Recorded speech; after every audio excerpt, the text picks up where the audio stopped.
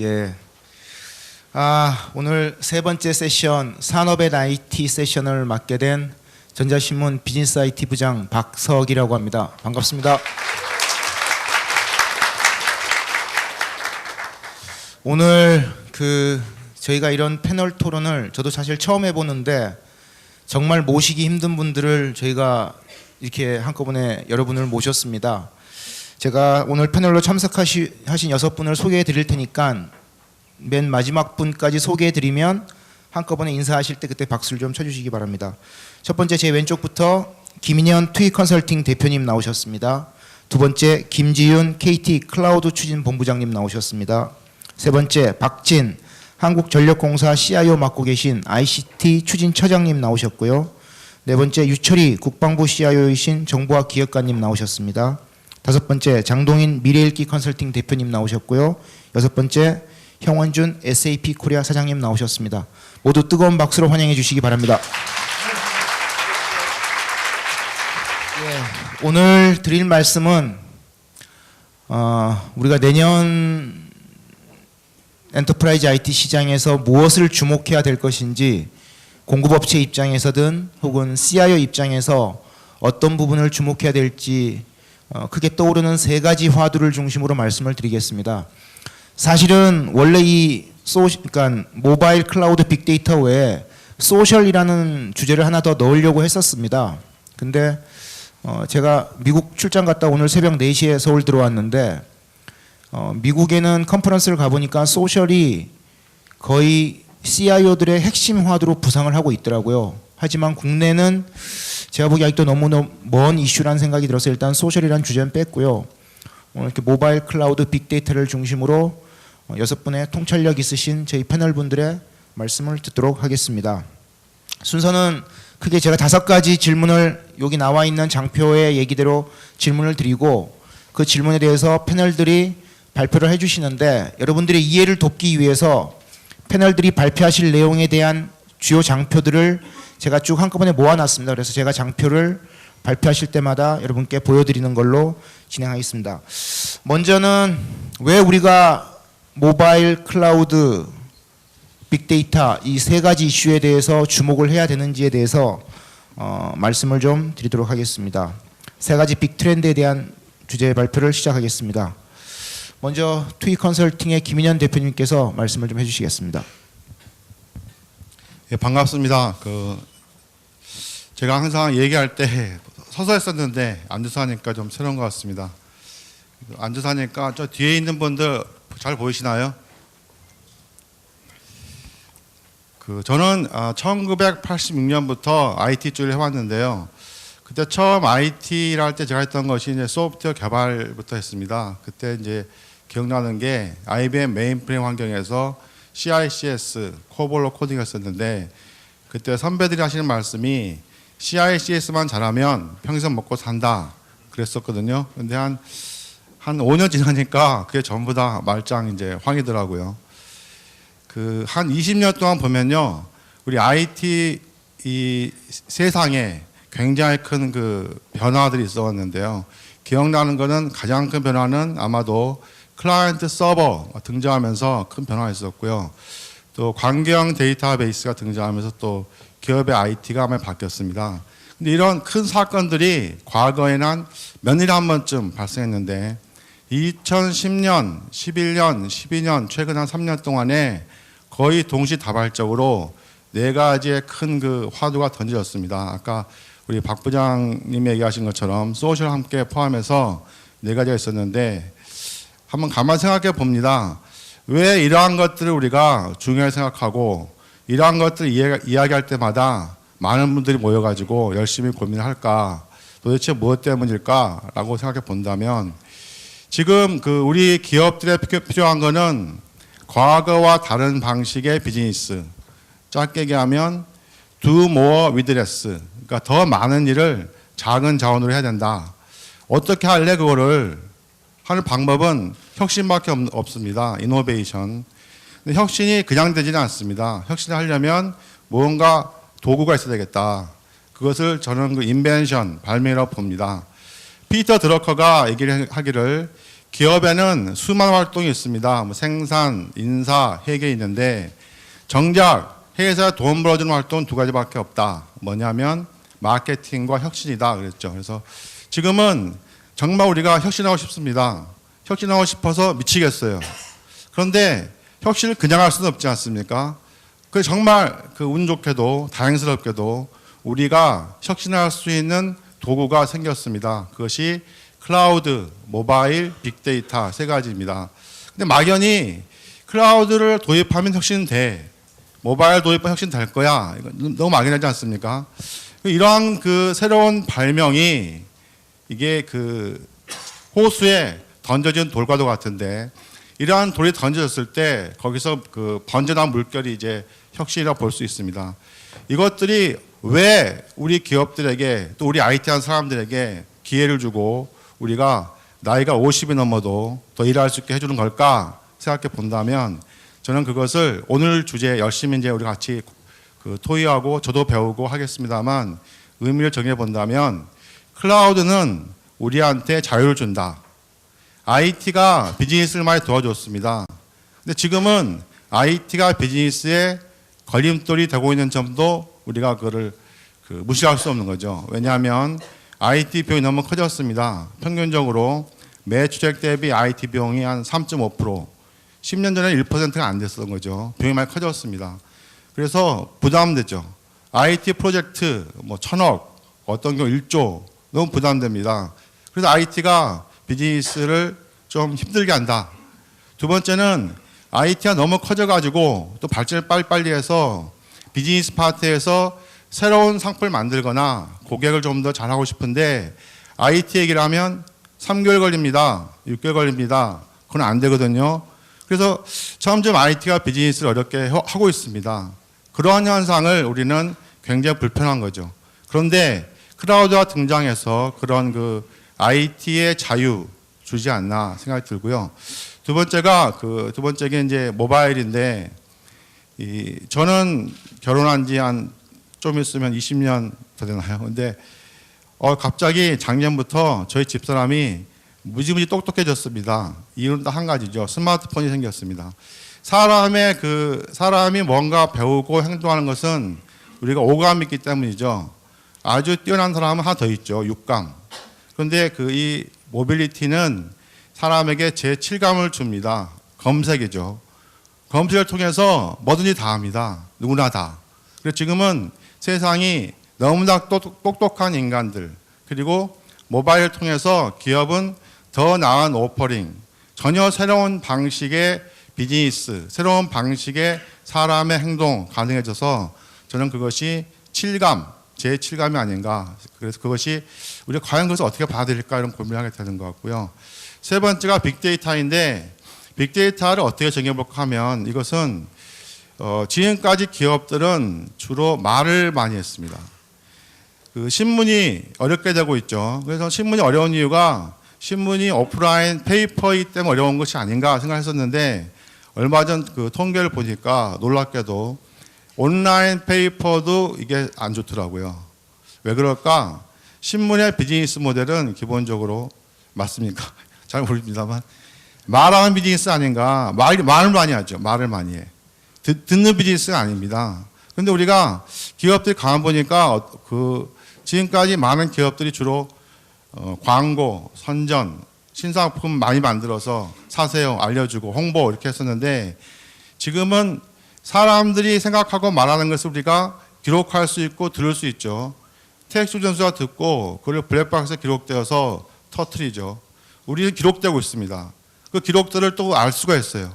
또 그 기록들을 분석할 수 있어요. 그 기록들을 가지고 우리는 미래를 예측할 수 있는 거죠. 그래서 빅데이터가 우리에게 과거에 없었던 새로운 시력을 주었다. 그러면 이제 앞으로 이슈는 이런 자유, 그리고 칠감, 시력 이 세 가지를 기존의 기업의 비즈니스 모델을 어떻게 혁신할 것인가 이것이 2012년에 중요한 화두가 아닌가 생각합니다. 예, 감사합니다. 이 얘기를 하면서 신문의 비즈니스 모델에 대한 얘기까지 나올 줄은 정말 생각을 못했는데요. 다음은 한전의 박진 CIO님께서 좀 독특한 시각으로 세 가지 IT 트렌드에 대해서 말씀을 좀 해주시겠습니다. 예. 예, 일단 이 세 가지 트렌드가 이제 나타나게 된 이렇게 모아지게 된 이제 원인을 저는 이제 두 가지로 해석하고 있습니다. 하나는 끊임없는 소비자의 편리함, 컨비니언스의 추구다라는 것이고요. 두 번째는 고객들이 점점 과학적으로 되어가고 있다. 그 두 가지를 이제 생각하고 있고요. 첫 번째 클라우드 컴퓨팅은 이제 사용자들이 사용하는 단말기가 다양해지면서 데이터를 서로 이렇게 이동하는 것에 대해서 불편함을 느끼기 시작해서 이런 이제 현상이 나타났다고 이제 생각을 하고요. 모바일은 선이 있으면 갖다 꽂고 어떻게 하고 뭐 이렇게 불편해지지 않습니까?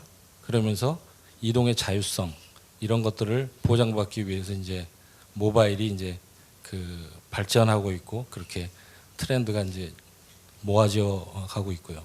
이 빅데이터는 이 IT가 점점 이렇게 이제 발전을 하면서 데이터는 쌓여가는데 뭐 경영이 됐건 제조가 됐건 쌓여진 데이터를 활용을 해서 과학적으로 뭔가 할 수 있지 않겠느냐 이런 차원에서 이런 트렌드가 이제 나타난 것이 아마 앞서도 결론을 먼저 말씀드렸지만 컨비니언스의 추구 그 다음에 과학적인 이제 그런 분석의 마인드가 이제 생기기 시작했다는 거고요. 또 하나는 이제 IT를 보는 관점이 과거에는 지원의 성격, 서포터적인 이제 역할이었습니다. 그러다가 점차로 변형이 되면서 이네이블러라는 이제 단어들을 많이 사용하기 시작했죠. 그러다가 최근에는 이 빅데이터, 뭐 스몰 데이터, 뭐 미디엄도 이제 마찬가지지만은 많은 데이터들을 이제 분석을 하면서 기업들은 이 IT가 기업의 코어 컴피턴시, 즉 핵심 경쟁력이 되어갑니다. 그래서 IT를 잘 활용해서 과학적인 의사결정을 하느냐 못하느냐에 따라서 회사의 성패가 좌우되는 이제 그런 현상도 이 글로벌 IT 트렌드를 이렇게 만드는 것에 일조하지 않았나 이렇게 이제 생각을 하고요. 또 하나 이제 말씀드리고 싶은 것은 이 세 가지 글로벌 IT 트렌드가 제가 볼 때는 당분간은 바뀌지 않을 것 같습니다. 왜냐하면 지금 컨비니언스하고 이 과학적인 그런 성향 때문에 이런 것들이 생겨났다고 이제 생각을 하게 되면 더 이상 어떻게 편하게 할 방법은 현재의 테크놀로지로서는 그렇게 뭐 가능해 보이지는 않거든요. 그래서 이런 세 가지 트렌드는 최소한 3년, 뭐 향후 한 5년 동안은 이런 트렌드로 쭉 가지 않겠느냐 이제 그렇게 생각을 합니다. 예, 감사합니다. 예, 감사합니다. 다음은 KT의 김지훈 본부장님께서 KT에서 보는 세 가지 빅 트렌드에 대해서 말씀을 좀 해주시겠습니다. 사실 세 가지 트렌드를 지금 하나로 묶어서 이야기를 하고 있는데 어떻게 보면은 다른 시기에 다 나타났었죠, 그죠? 아마도 클라우드는 지금 3년째 지겹게 듣고 계실 거고요. 그 다음에 모바일도 KT가 이제 아이폰을 도입하면서 그죠? 그렇게 한 3년째 듣고 계실 거고 어쩌면은 KT가 스마트 아이폰을 도입하지 않았으면은 여전히 우리는 이렇게 옛날 중세와 비슷한 그러니까 뭐라고 했나 폐쇄적인 그런 상태에서 우리만의 그 모바일 세계에 살고 있었을지 모르겠습니다. 그래서 근데 빅데이터는 올해 이제 화두가 되기 시작했고 굉장히 많이 많은 사람들 앞에서 이제 이야기가 되기 시작했고 그게 클라우드하고 가장 사실 궁합이 잘 맞기 때문에 클라우드하고 시너지, 화학적 시너지가 굉장히 많이 강조되기 시작했고요. 그래서 그 다음에 이제 그것들이 나타내는 어떤 교육 디바이스라는 자체가 혁신적으로 지금 사실은 스마트폰 혹은 이제 패드류 뭐 태블릿이나 그런 쪽 수렴해 가고 있으니까 이제 세 가지 화두가 이제 하나로 만난 것 같습니다. 근데 그 이면에는 사실은 뭐냐면은 일반 소비자의 패턴이 기본적으로 데이터를 생성하는 쪽으로 다 바뀌어 버렸어요.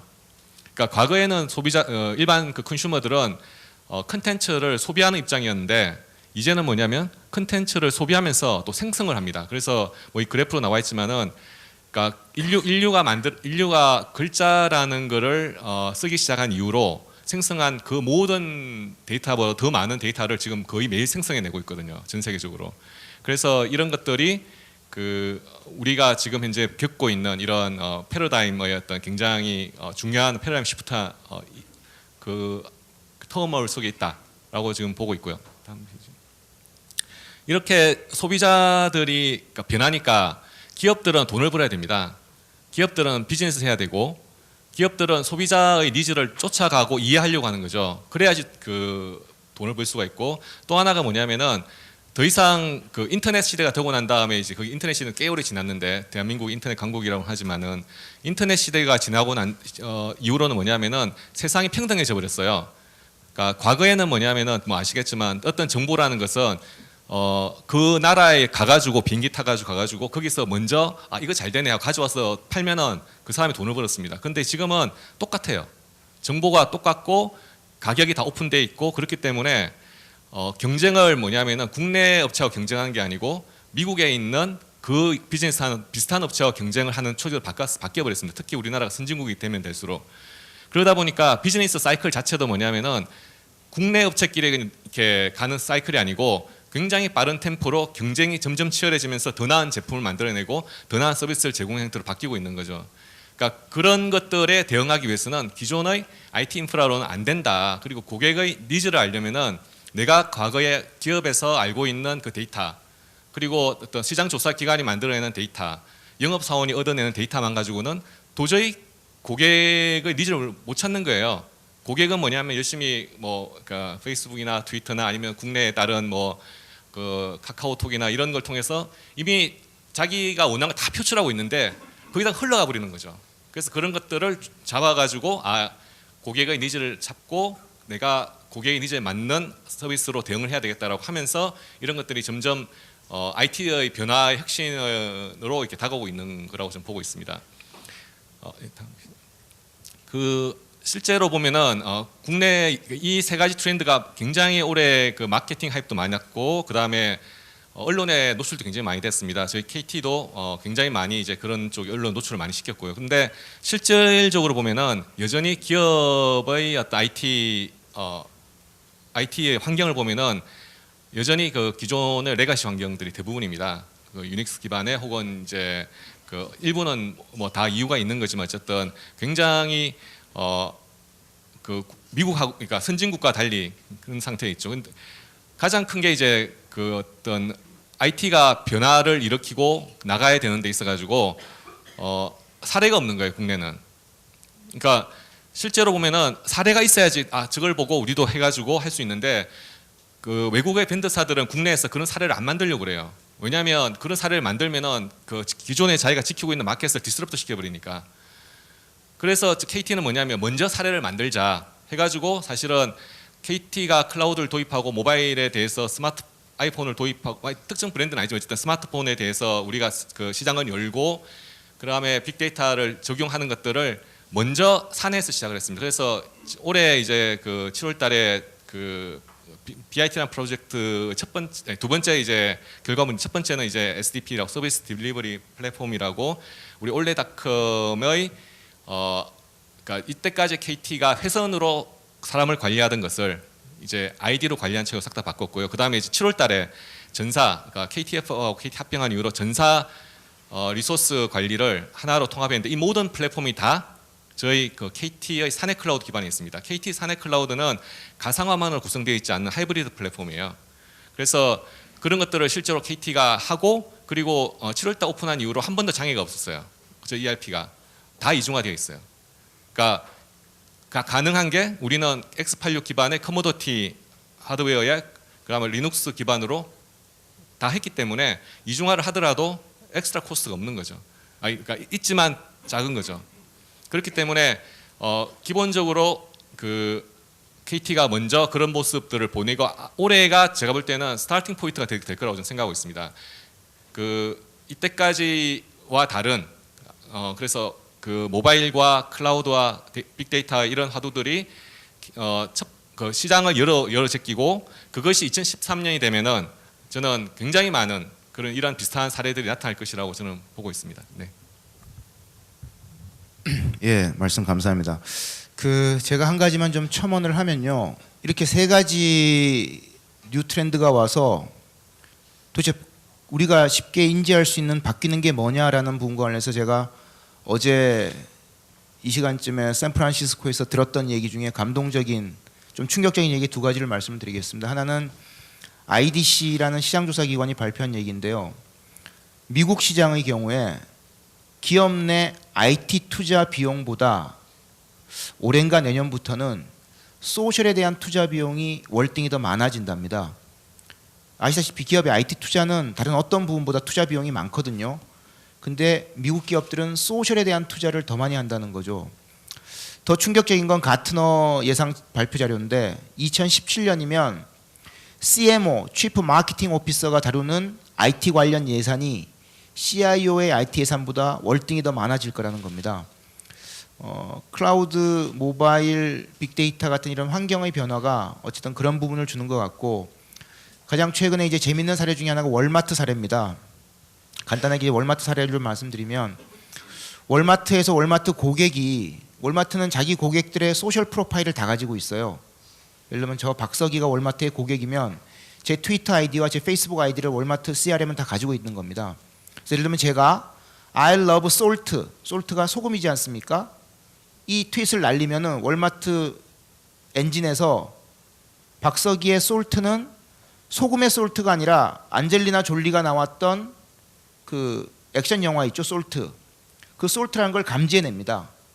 그 다음에 제 페이스북 지인인 김현 사장님한테 당신의 트위터 혹은 페북의 친구인 박석희 씨가 안젤리나 졸리를 상당히 좋아하는 것 같은데 이 사람을 위해서 이런 관련 상품을 구매할 의사가 없습니까? 라는 다이렉트 마케팅 메시지를 보내줘요. 우리나라 기업들 같은 경우는 사실 그런 정도의 DM을 하는 기업은 없거든요. 그러니까 미국 기업들의 경우는 이미 모바일 사용자들을 대상으로 한 그 모바일 사용자들의 소셜 데이터를 의미론적으로 검색을 해서 그 소셜 사용자의 다른 소셜 관계인들에게 적극적인 마케팅을 하는 그런 정도의 이제 마케팅 수단으로서 이 세 가지 트렌드가 결합이 되고 있다는 것이죠. 그래서 그런 부분에서 우리도 좀 더 고민을 심각하게 좀 해야 되는 것이 아닌가 이런 생각이 좀 듭니다. 다음 두 번째 주제로 넘어가겠습니다. 지금 제가 말씀드렸던 이제 모바일 컴퓨팅과 관련된 것인데요. 일단 뭐 간단히 말씀을 드리면 모바일은 저희가 전자신문이 지난 3년 전부터 모바일 오피스라는 개념을 쓰면서 국내 기업들의 모바일 관련 프로젝트를 여러 번 그 기사로 썼는데 작년부터 모바일 프로젝트가 다들 2단계 프로젝트로 접어든 것 같습니다. 그 2단계 프로젝트의 가장 중요한 어떤 포인트는 첫 번째 1단계에서 제시했던 전사 공용 단말기 플랫폼을 좀 더 확장하고 개방화하면서 애플리케이션을 다시 개발한 측면이 있고요. 두 번째는 처음 모바일 오피스에서 서비스했던 애플리케이션의 범위를 좀 더 광범위한 영역으로 확장했던 그런 프로젝트들이 활발하게 일어나면서 모바일 엔터프라이즈 애플리케이션 플랫폼 MEAP라는 소프트웨어가 이제 본격적으로 판매되기 이제 시작한 것이 올해였다고 할 수가 있겠죠. 모바일 컴퓨팅과 관련해서는 먼저 김인현 대표님의 말씀을 좀 듣도록 하겠습니다. 그 모바일 얘기는 두 가지 관점이 나누어 봐야 된다고 생각합니다. 첫 번째는 그 개인의 관점이 있고요. 기업 관점이 있는데 개인의 관점에서는 이제 주로 그 B2C 관점에서 여러 가지 얘기를 많이 해왔고요. 오늘은 이제 엔터프라이즈 IT니까 저는 그걸 엔터프라이즈 모빌리티라는 관점으로 얘기를 하고 싶습니다. 첫 번째, 기업이 중요하게 봐야 될 것은 그 사람이 증강되었다. 증강현실을 차원을 뛰어넘어서 사람이 너무 똑똑해져서 우리가 우리의 고객이 어떻게 생각하냐면 과거와 달리 내가 삼성전자를 혼내줄 수 있어. 나한테 그렇게 했어. 두고 봐. 내가 죽여버릴 거. 이런 식의 어떤 그런 생각 가질 수도 있고 실제 그런 일을 보고 있습니다. 그래서 그런 환경에 있어서 기업이 어떻게 대응해야 될 것인가 이런 이슈가 하나 있을 수 있고요. 또 하나는 모바일이 그 적용되는 그 측면이 고객 측면이 있고 직원 측면이 있는데 모바일이 등장하면서부터 거기에서 쏟아진 데이터가 과거보다 엄청 많아지는 거죠. 첫 번째는 그 모든 데이터가 꿀뼈 붙을 수 있습니다. 이 데이터는 어디서 발생한 거다라는 로케이션 정보가 있고요. 또 하나는 그 데이터가 24시간 발생하는 거죠. 그래서 그 두 가지 축이 등장하면서 현재 데이터보다 기업들은 엄청나게 많은 데이터의 폭발을 겪을 수밖에 없는 거죠. 그렇다면 그러한 데이터를 우리가 어떻게 활용할 것인가, 어떻게 관리할 것인가, 이런 그 문제를 만나게 됩니다. 세 번째는 이제는 이런 표현도 씁니다. 모바일이 아니면 사람이 아니다. 니네 고객이 사람이라면 모바일을 해야 된다. 그 말은 뭐냐면 사람 이꼴 모바일이라는 거죠. 다시 얘기하면 모든 사람은 전자적으로 아이디를 갖게 됩니다. 그래서 프라이싱이 과거에는 원가 베이스 프라이싱에서 그 다음에는 이제 일드 매니지먼트, 어떻게 항공기 좌석의 매출을 극대화할까, 이런 프라이싱했다면 지금은 아이덴티티 베이스드 프라이싱, 그 사람이 얻는 효용이 얼마냐, 내가 주는 가치가 얼마냐, 이런 아이덴티티 베이스드 프라이싱 또는 그 사람이 있는 상황을 인식해서 상황에 맞는 오퍼링, 좀 전에 박주석 부장, 우리 박서희 부장님이 좀 설명을 드렸지만 그런 게 가질 수가 있는데 과연 정말 그러냐? 그러면 이런 좋은 기회가 있는데 그것이 그러면 기업들이 그걸 가지고 또 우리 모두가 IT한 사람들이 그거를 잘 써서 이노베이션 하고 있느냐라고 질문을 한다면 답은 이제 지금은 우리가 공부하고 고민하는 시간이다. 아까 저 박점 얘기하셨지만 앞으로 3년 동안 할 일이 아닌가. 왜 그런가? 첫 번째는 엔터프라이즈 모빌리티 가는 순간에 비용이 상당히 높아집니다. 첫째는 디바이스 비용 높아지지만 두 번째가 통신 비용. 그래서 심지어는 그 모빌리티를 발생하는 통신을 제어할 수 있는 그러한 시스템도 필요하게 될 것이다라고 예측하고 있는 거죠. 두 번째는 과거에 저희가 삼성전자 들어갈 때는 그 입구에서 노트북 다 뺏었죠. 지금은 이제 스마트폰 가지고 가면 거기다가 그 카메라를 막습니다. 그래서 지금은 과거에는 너의 장비를 회사 갖고 오지 마 였는데 지금은 그럴 수 없죠. 갖고 올 수밖에 없죠. 그러면 개인의 장비 안에 하나의 장비 안에 개인의 자산과 회사의 자산, 개인의 앱과 회사의 앱, 개인의 데이터가 혼재되어 있는 거죠. 그걸 어떻게 관리할 것이냐로 들어가게 되면 이제 소유 문제, 어떤 그 보안 문제, 또 뭐 표준화 문제 이런 것들.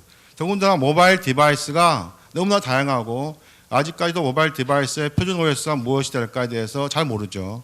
계속 지루하고 있습니다. 그런 관리를 어떻게 할 것인가 이런 이슈를 해결하지 못하고 있는 거죠. 제일 중요한 거는 많은 기업들이 이제 그 사실 한 3년 전부터 그랬습니다. 그 우리가 스마트폰을 이용해서 뭘 해보자.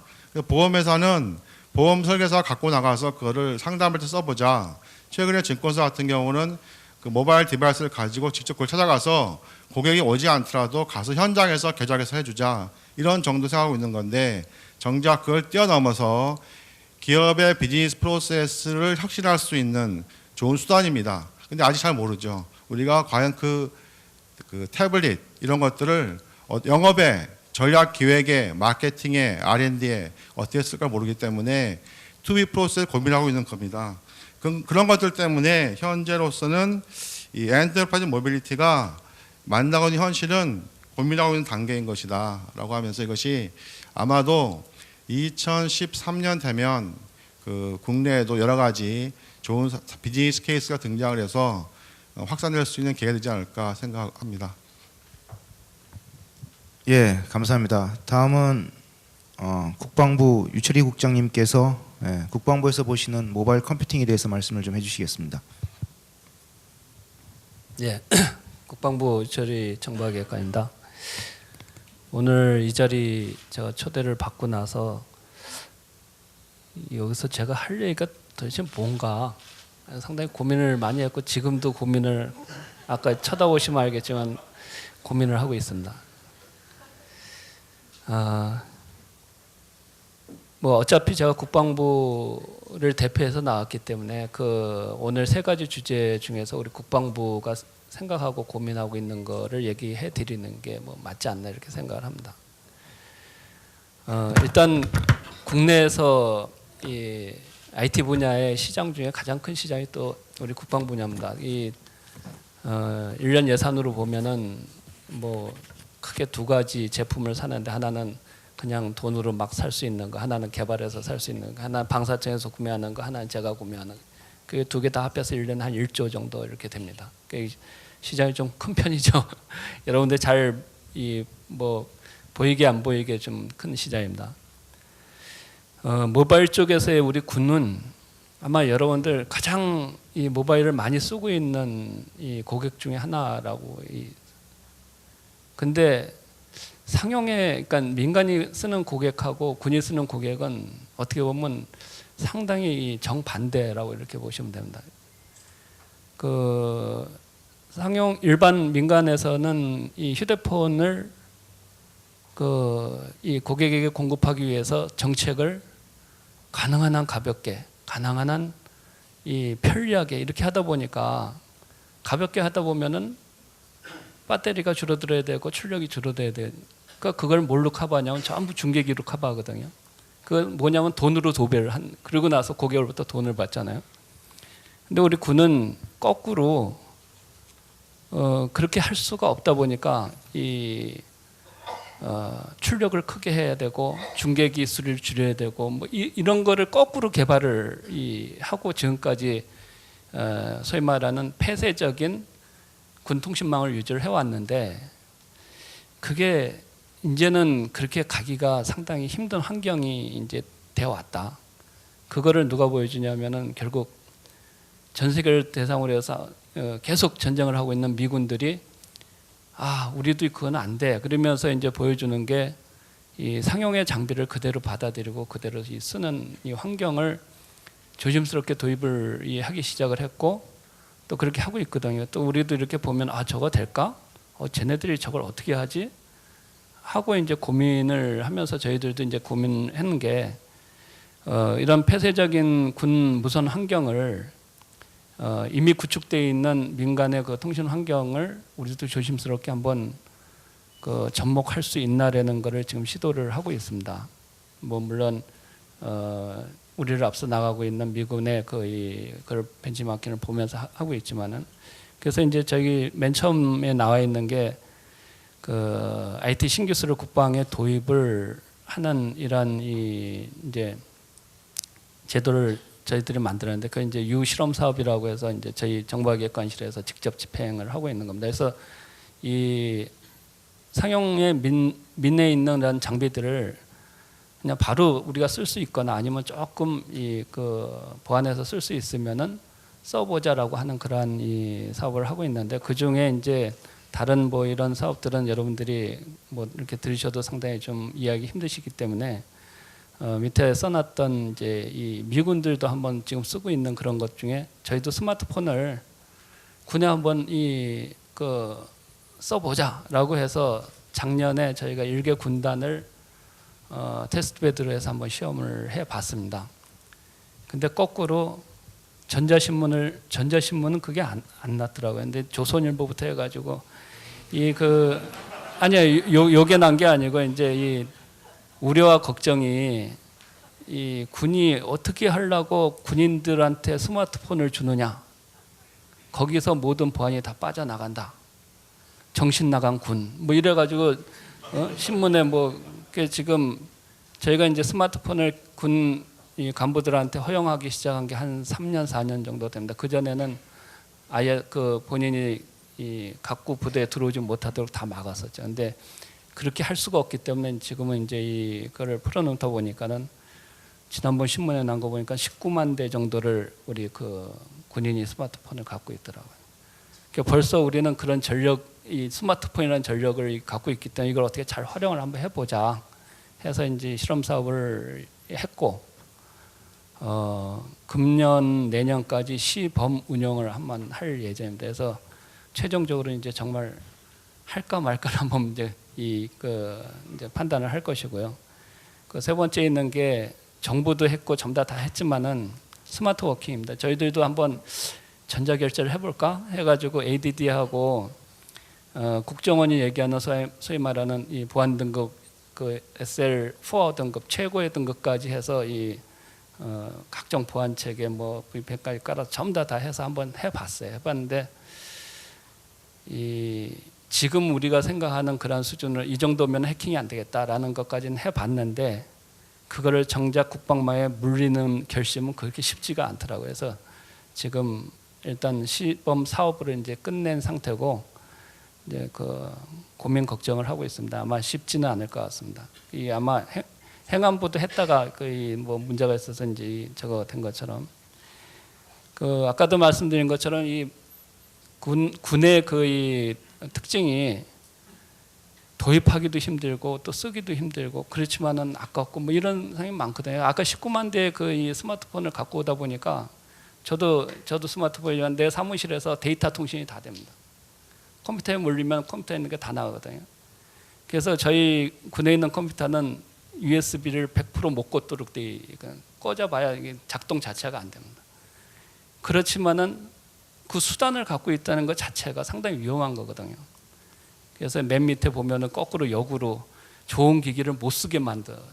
그러니까는 건물에 들어오게 되면은 그 MDM 체계라고 해서 전화 받는 거 외에는 이 스마트폰이 완전히 깡통 2G 폰으로 바뀌어 버립니다.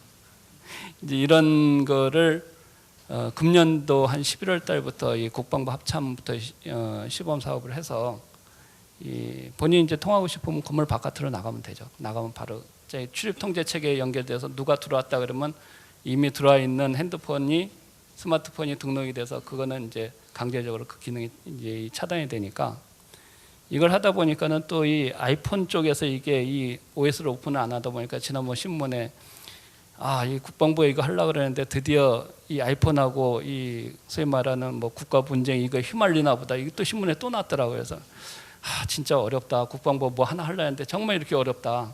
그래서 그것 때문에 외교부에 물어봤고 이 또 개인 뭐 침해라 그래갖고 또 법무부에 물어봤고 좀 더 물어봐가지고 결론은 국방부 니네는 알아서 하면 돼.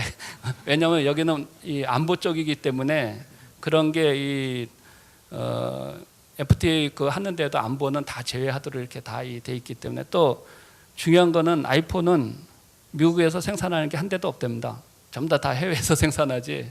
뭐 이제 그런 거 등등 해서 시범 사업을 원래는 금년 4월 달 정도에 하려고 했었는데 이런 거 저런 거 다 확인하다 보니까는 좀 늦어져 갖고 한 12월 달 정도부터 이제 시작할 예정에 있습니다. 하여튼 저희 군이 우리 군 독자적으로 갖고 있는 그러한 이 나름대로의 그 모바일 환경 외에 상용적과 좀 이미 정말 전군적으로 전국적으로 이 구축되어 있는 이러한 상용 쪽의 이런 이 기반 체계를 평시나 유사시에 다 활용할 수 있는 그러한 부분들을 저희가 이 고민하고 노력하고 실험하고 시범하고 이렇게 있는데 그런 것도 잘 되면은 뭐 시장에도 뭐 조금 도움이 되지 않을까 이렇게 생각을 합니다. 말씀 감사합니다. 그 모바일 컴퓨팅과 관련해서 다음에 좀 재밌는 얘기를 좀 들어보겠습니다. 그 돈 잘 버는 다국적 기업 사장님이신데 한국 소프트웨어 기업의 발전을 위해서 B2B 시장에서 10만 모바일 앱 개발자 양성을 요즘 캐치프레이즈로 내걸고 계시는 형원준 사장님의 말씀을 듣도록 하겠습니다. 저 폰트가 다 깨져버려. 그 여러분들 지금 다 뭐 여기 계신 분 아마 스마트폰 하나씩 다 가지고 계실 텐데 며칠 전에 누가 요 장비 하나의 그 CPU와 용량이라든지 이걸 비교해 보면은 제가 처음 사회생활 그 삼성전자에 입사할 때 전체를 돌리는 그 컴퓨터 용량하고 스펙이 비슷하다고. 그렇게 지금 빨라지니까 뭐 모바일을 우리가 어떻게 트렌드로 받아들여야 되느냐는 게 아니라 초이스가 없는 거죠. 뭐 이런 엄청난 CPU와 기능을 다 갖추고 있고 우리 조카가 이렇게 그림책을 주니까 손으로 이렇게 벌리려고 그래요. 그러니까 벌써 아이들도 그렇게 모바일 환경에 익숙해져 버렸기 때문에 초이스가 있는 건 아닌데 저는 오히려 과거 같으면은 남들이 잘하고 있는 거 이거 베스트 프랙티스가 뭔지 이 모바일 디바이스를 써서 정말 경쟁력을 강화한 게 뭔지 그쪽에 더 관심이 많아야 할 그런 컨설팅 회사나 솔루션 회사를 다니고 있는데 지금 드는 생각은 이 시장이 우리 클라이언트 서버가 아까 얘기해 주셨지만 시작될 때처럼 완전히 시장의 태동기인데 그때로 돌아가서 다시 그 초이스를 준다 그러면은 이제 일어날 일을 다 아니까 물론 뭐 SAP를 한국에서 세웠겠죠 그렇게 했으면은. 근데 지금 모바일 그 시장은 처음에는 MDM, MEAP 이런 걸로 시장이 형성됐어요. 올해 뭘 했냐 보면 대부분 회사들이 그 얘기를 할 텐데 클라이언트 서버 때보다 훨씬 빠른 속도로 이게 커머디티화 돼 버렸거든요. 그러니까 그거 가지고 뭐 큰 돈을 벌 생각을 하는 저희 그 회사들이 별로 없어요. SAP를 포함해서. 그러니까 MDM, MEAP는 마치 모바일 앱을 이제 기업들이 활용을 하는 그 새로운 시장에 필요로 하는. 그러니까 과거에 우리가 데이컴, 천리안 이런 그 커넥티비티 모뎀 찍 소리 나면서 막 그게 미국에서도 아메리칸 온라인이 그거 하면은 떼돈을 벌 것처럼 생각했는데 그거는 금방 커머디타이즈가 됐죠. 그리고 그 플랫폼의 위에서 결국 어플리케이션으로 시장이 형성된 건데 기업용 어플리케이션 시장은 지금까지 우리가 앱스토어, 구글, 안드로이드 폰의 그 B2C의 게임이나 이런 거 하는 거에 비하면은 그거는 이제 소비하는 소프트웨어잖아요. 게임을 즐기고 사진을 보고. 근데 기업용 어플리케이션은 생산하는 소프트웨어거든요. 부가가치가 굉장히 높단 말이에요. 그러니까 시장 규모도 대략 그 IDC나 가트너 같은 데서 10배 이상으로 보죠. 그러니까 기업용 어플리케이션이 그럼 지금 이미 뭐 세계에는 다 숙성 이렇게 막 그 성숙 단계냐? 그렇지 않거든요. 이 굉장히 초기 단계입니다. 그러면 이게 다른 옛날에 우리 뭐 인공지능이나 이런 것처럼 이게 될까? 뭐 버추얼 리얼리티 굉장히 그럴싸했는데 이게 시장으로서 테이크오프를 안 했거든요. 근데 모바일 앱은 아무도 이게 테이크오프 안 한다고 생각을 하는 고객은 없더라고요. 단지 이거를 어떤 용도로 기업들이 쓸지 이제 하나씩 만들어져 가고 있는 단계고 그거를 베스트 프랙티스가 나오면 베끼는 그런 그 순서와 시간으로 볼 때 과거보다 훨씬 빨리 일어나고 있는 거고 그러다 보니까 이제 이거는 선점이다. 그러니까 이거를 무기로 사용해서 경쟁력을 확보하는 문제하고 기업들이 오히려 이 부분을 시장으로 생각해서 개발을 해야 되는 문제로 보면 한국 그 제조업체나 유통업체들은 전자에 관심이 가야 되는 거고 우리 소프트웨어 업계, IT 업계들은 이제 후자에 관심이 가야 되는 거다. 그리고 이게 선점의 비중이 이 기업용 소프트웨어는 굉장히 큽니다. B2C는 여러분들이 다운로드 이렇게 받아서 카메라다, 날씨다 이렇게 쓰시다가 더 좋은 게 나왔다 그러면 바로 2분 만에 대체해버리죠. 근데 기업용 어플리케이션은 대체하는데 두세 달이 걸리고 아무리 모바일 앱이라 그래도 그 CIO가 전산실에서 이걸 표준으로 채택해주고 전체 그 인프라를 다 교체해서 바꾸는 어플리케이션들이기 때문에 그렇게 그 진입 장벽이 높은 대신 부가가치가 굉장히 높고 한번 그 고객과의 밀착을 하면 SAP도 그렇게 이 돈을 많이 번 회사죠. 밀착을 고객하고 해서 지속적으로 그 소프트웨어를 사용하게 됩니다. 모바일 앱은 그런 속성이 있는 만큼 선점을 하는 게 굉장히 중요한 시장이고 지금 아직 그 모바일 앱을 예를 들어서 애플이 모바일 앱을 만드는 회사가 아니잖아요.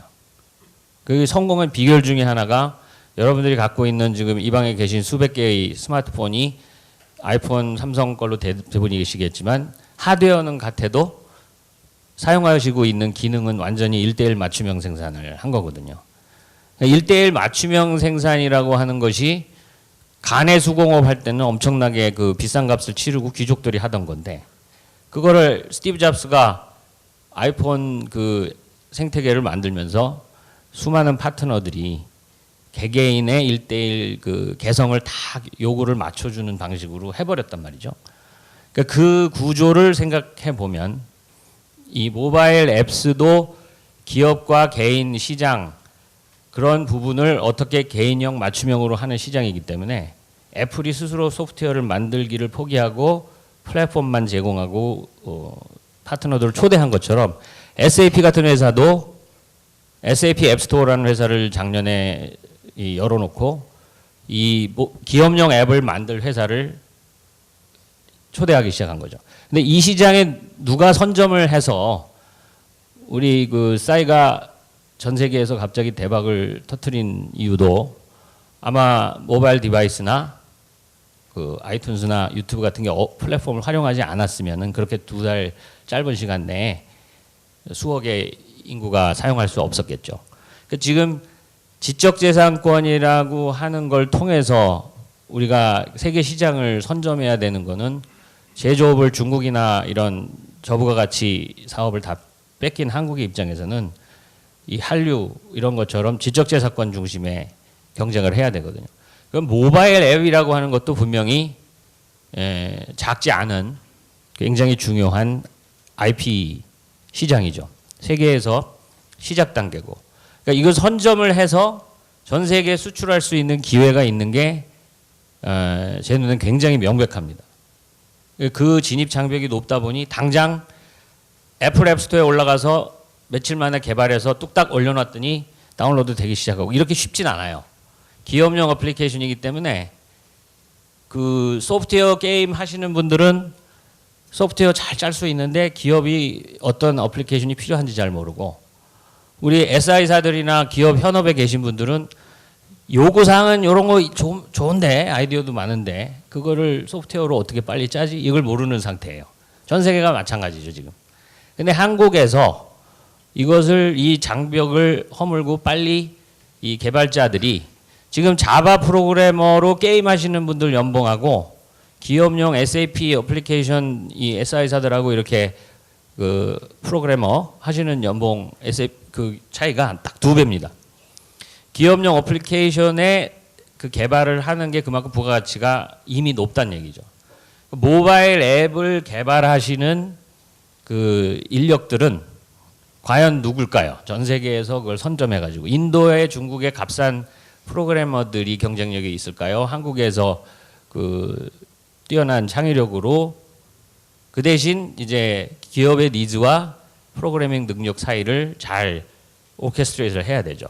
그러니까 마치 무슨 영화 산업을 부흥시키는 것처럼 또 건축 사업을 부흥시키는 것처럼 설계할 수 있는 사람들하고 벽돌 시멘트 목수들하고 이렇게 협업이 돼야 되는 게 소프트웨어도 그런 거거든요. 한두 명의 엔지니어가 개발할 수 있는 건 아닙니다. 기업용 어플리케이션이라는 게. 그리고 그게 모바일로 됐다고 해서 뭐 천지 차이가 나는 게 아니라 기존의 PC와 메인 그 대형 컴퓨터에서 돌아가던 그런 소프트웨어들이 모바일 환경에서 다시 만들어지는 건데 UI만 바뀌는 게 아니라 프로세스도 바뀌고 예를 들어서 현장 세일즈맨 현장 설비 관리하는 사람들이 사무실에 있던 사람한테 데이터를 넘겨주면은 그거를 하루에 한 번씩 일주일에 한 번씩 모아서 처리하던 게 이제까지 프로세스라면 이제 손쉽게 주머니에서 장비 꺼내서 설비에다 비추면 그것이 다 그 프로세스로 처리가 되는 거죠 기업에.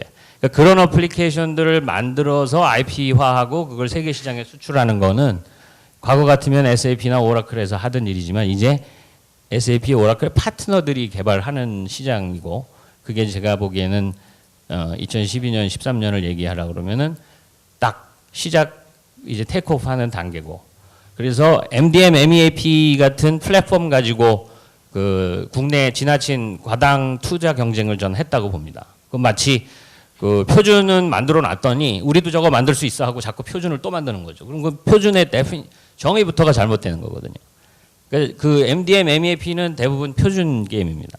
그 표준 툴들을 빨리 수용해서 그 외에 없는 기능들은 서로 그 협업적으로 이 우리 리눅스 만들듯이 오픈 방식으로 채택을 하고 있고 거기에 동참을 하되 있는 거 자꾸 재발명하지 말고 그 위에다가 이제 부가가치가 높은 기업용 앱을 만들면은 그게 세계 시장에 지금 수출할 수 있는 그런 기회가 굉장히 크다고 여겨지고 그걸 우리 국내 기업들과 개발자들이 그렇게 할 수 있도록 그 정부나 학교나 또 저희 같은 소프트웨어 회사들이 이 여건을 만들어주면은 전 세계에서 가장 그걸 잘 해낼 수 있는 회사라는 거는 SAP에 있는 글로벌 매니지먼트에서도 인정을 합니다. 한국의 여러 가지 경험을 보여줘 때 한국이 할 수 있다라고 생각을 하고 있거든요. 그래서 제가 감히 10만 명을 우리 한국에서 그렇게 양성을 하자. 그러면 그걸 뭐 벽돌공만 10만 명 만들자는 얘기 아니거든요. 그 목수도 필요하고 벽돌공도 필요하고 설계사도 필요합니다. 그러니까 소프트웨어 계엄용 어플리케이션을 IP화할 수 있는 생태계의 단위 조직들을 포함해서 사람 수로 얘기하면 뭐 그게 10만이 될지 뭐 모르지만 굉장히 왕성하게 그 국가 그 팀워크를 동원해서 먼저 선점을 하면은 그 매출을 B2C로 매출을 일으키는 우리 대학생들 뭐 이 동아리 많은데 그거보다 훨씬 많은 매출을 지속적으로 낼 수 있다는 확신이 들어서 그런 제안을 드린 겁니다. 그 지금 SAP 앱스토어에서 성공한 혹시 사례가 있으면 한두 가지 소개를 좀 해주시죠. 예, 지금 세계적으로는 한 400개 앱이 올라왔고요. 그 작년 6월에 오픈을 해서 이때까지 온 걸로 보면은 이제 저희가 내부 평가로는 굉장히 기대보다 사실 빠른 거고요. 그 앱 하나하나가 그 훨씬 무거운 기업용 앱입니다. 그러나 한국에서도 지금 웅진에서 이 기업들이 환경 관리를 하는 환경 보건 안전 관리 쪽에 해당하는 그 솔루션을 이미 있는 거를 잘 활용하셔 가지고 그 위에 이제 필요한 모바일적인 기능들을 추가해서 그 사이트에 올려놓고 있습니다. 그런 작업들이 지금 400개나 올라와 있지만 제 개인적으로 그걸 이렇게 다 보면은 아직 정말 초기 단계구나. 근데 이거 분명히 몇 달 뒤엔 성숙돼서 잘 쓰이겠구나. 그런 느낌이 굉장히 듭니다. 그래서 뭐 작게는 그 여러분들 출장 갔다가 영수증 처리하실 때 불편하시잖아요. 회사에다가 그거 다 뭐 어디 회사는 풀로 붙여서 이렇게 뭐 하시는 데도 있고 그걸 이제 모바일 앱으로 다 사진과 그 입력을 하면은 다 처리가 되는 또 설비 관리자들이 현장에서 설비에다가 그 증강현실을 활용해 가지고 비추면서 설비 상태와 유지 보수를 하는 뭐 이런 아주 요긴하고 부가가치 높은 앱들이 지금 계속 만들어져 올라가고 있습니다. 예, 알겠습니다. 감사합니다. 다음은 한전의 박진 차장님의 말씀 좀 부탁드립니다. 그 저희 뭐 한전은 모바일 업무는 뭐 보안상 그렇게 활성화되어 있지는 않습니다. 그냥 그 모바일에서 뭐 이메일 그 다음에 게시판 뭐 그런 정도를 이제 볼 수 있고요. 일부 현장 업무에 그 현장에서 설비 체크를 하고 직접 입력하는 이제 그 정도 업무를 하고 있고요. 그 다음에 앞으로 이제 모바일이 어떻게 될 것인가 저는 한번 예측해 보겠습니다. 근데 역시 이 휴대폰을 중심으로 더욱더 이 집중화 현상이 일어날 것이다라고 이제 생각을 합니다. 그 이유는 휴대폰 여러 가지 그 휴대용 단말기들이 있는데 휴대폰만이 무선 통신 기능이 있기 때문에 이제 그런 현상이 일어날 것이라고 생각을 하고요. 그 반대적인 예를 이제 한두 가지 좀 들어드리면 닌텐도가 이 PC 게임에 그 진 이유가 뭐냐면 닌텐도는 고정된 패턴에 의해서 기계하고 사람이 이제 게임을 하는 거거든요. PC는 네트워크에 의해서 연결돼서 상대방을 예측할 수 없는 그 상대방과 게임을 하는 거고요. 그렇기 때문에 재미있으니까 닌텐도 게임은 초등학교 1, 2학년 정도면 한 달 정도를 연습을 하게 되면 끝까지 다 가서 없애버리거든요. 그런 거고요. 그 다음에 요즘 그 GPS 기능이 있는 카메라가 나오기 시작하지만 제 예측은 1000만 화소 이상의 똑딱이 카메라는 휴대폰에 밀릴 것이다라고 이제 그렇게 예측을 합니다. 그러나 휴대폰이 경량화, 그 다음에 얇아지는 경향이 있기 때문에 1000만 화소 이상의 그 이제 화질을 다루는 그런 사진기의 기능을 휴대폰에 넣기는 어려울 것이다 해서 이제 뭐 안 되는 것도 있지만은 점점 좀 더 모든 기능이 휴대폰으로 집적될 것이다라고 이제 그렇게 생각을 하고요. 그 다음에 그 휴대폰의 그 소프트웨어 인터페이스는 다른 경향이 아니라 점점 더 간단하고 쉬운 방향으로 갈 것이다라는 것입니다. 이 애플에서 그 아이폰을 출시하면서 그 앱스토어라는 것을 이제 만들어서 그 저희가 앱을 사용하게 되는데 이 앱을 보게 되면 가장 중요한 이제 트렌드가 하나의 앱은 하나의 이제 기능만 한다. 하나의 기능이 여러 가지를 막 복합적으로 이제 하지는 않거든요. 그러니까 쉽다 이거죠. 그 다음에 그 하드웨어 이제 경향을 보게 되면은 뭐 코드 코어니 그 다음에 저장 그 용량도 늘어나고 그 CPU 파워도 늘어나서 점점 더 이제 하이 퍼포먼스 이렇게 이제 갈 거라는 것이고요. 그 다음에 이 사이즈 문제가 있습니다. 아이폰 5가 나오면서 폭은 그대로 두고 길이만 약간 키웠습니다. 이 아이폰은 그립감, 손으로 잡았을 때의 어떤 느낌이 나는가, 이제 그거에 중점을 두고 있고요. 그것을 포기하지 않을 것으로 봅니다.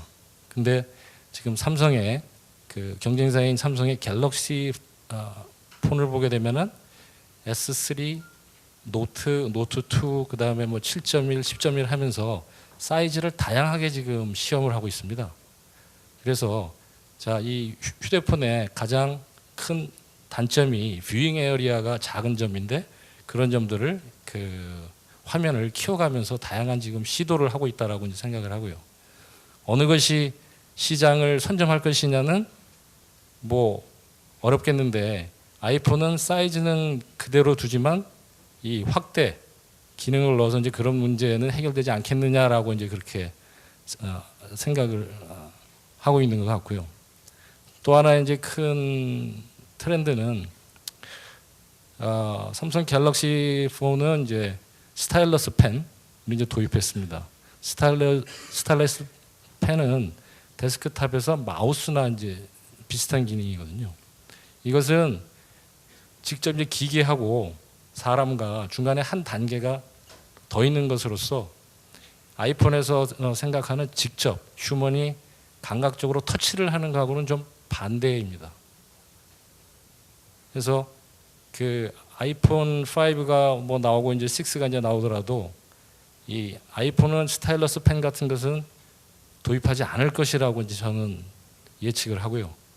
아이폰은 더욱더 아날로그적인 이제 인터페이스, 시리, 저는 이제 VUI라고 이제 했는데요. 보이스 유저 인터페이스, 손으로 터치하는 것보다는 말로써 하는 것이 더 아날로그적이고 감성적이라는 것이죠. 그래서 아마 그 휴대폰을 우리가 그 한 십몇 년 전에 있었던 그 다마고치라고 그래야 되나요?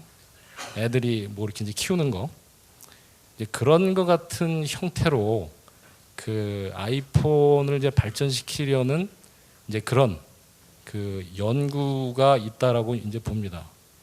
그 여러분이 알고 계시는 시리는 애플에서만 개발한 것이 아니라 그 카네기 멜론이라든가 버클리라든가 이제 USC라든가 이런 그 내추럴 랭귀지 프로세싱의 강자인 그 연구기관들이 한 4, 5년 동안 연구를 해서 나온 작품이 이제 시리입니다. 그런 걸로 봤을 때 점점 이 휴대폰에도 손으로 터치하는 거는 아직 불편하거든요. 잡아야 되니까 꺼내놓고 말로 하게 되면 단지 해결되는 그런 방향을 그 추구하지 않을까 이제 이런 생각이 듭니다. 예. 예, 감사합니다. 다음 모바일과 관련돼서 마지막으로 KT의 모바일 기반의 스마트워크 환경과 또 관련된 비즈니스 모델에 대한 말씀을 듣도록 하겠습니다.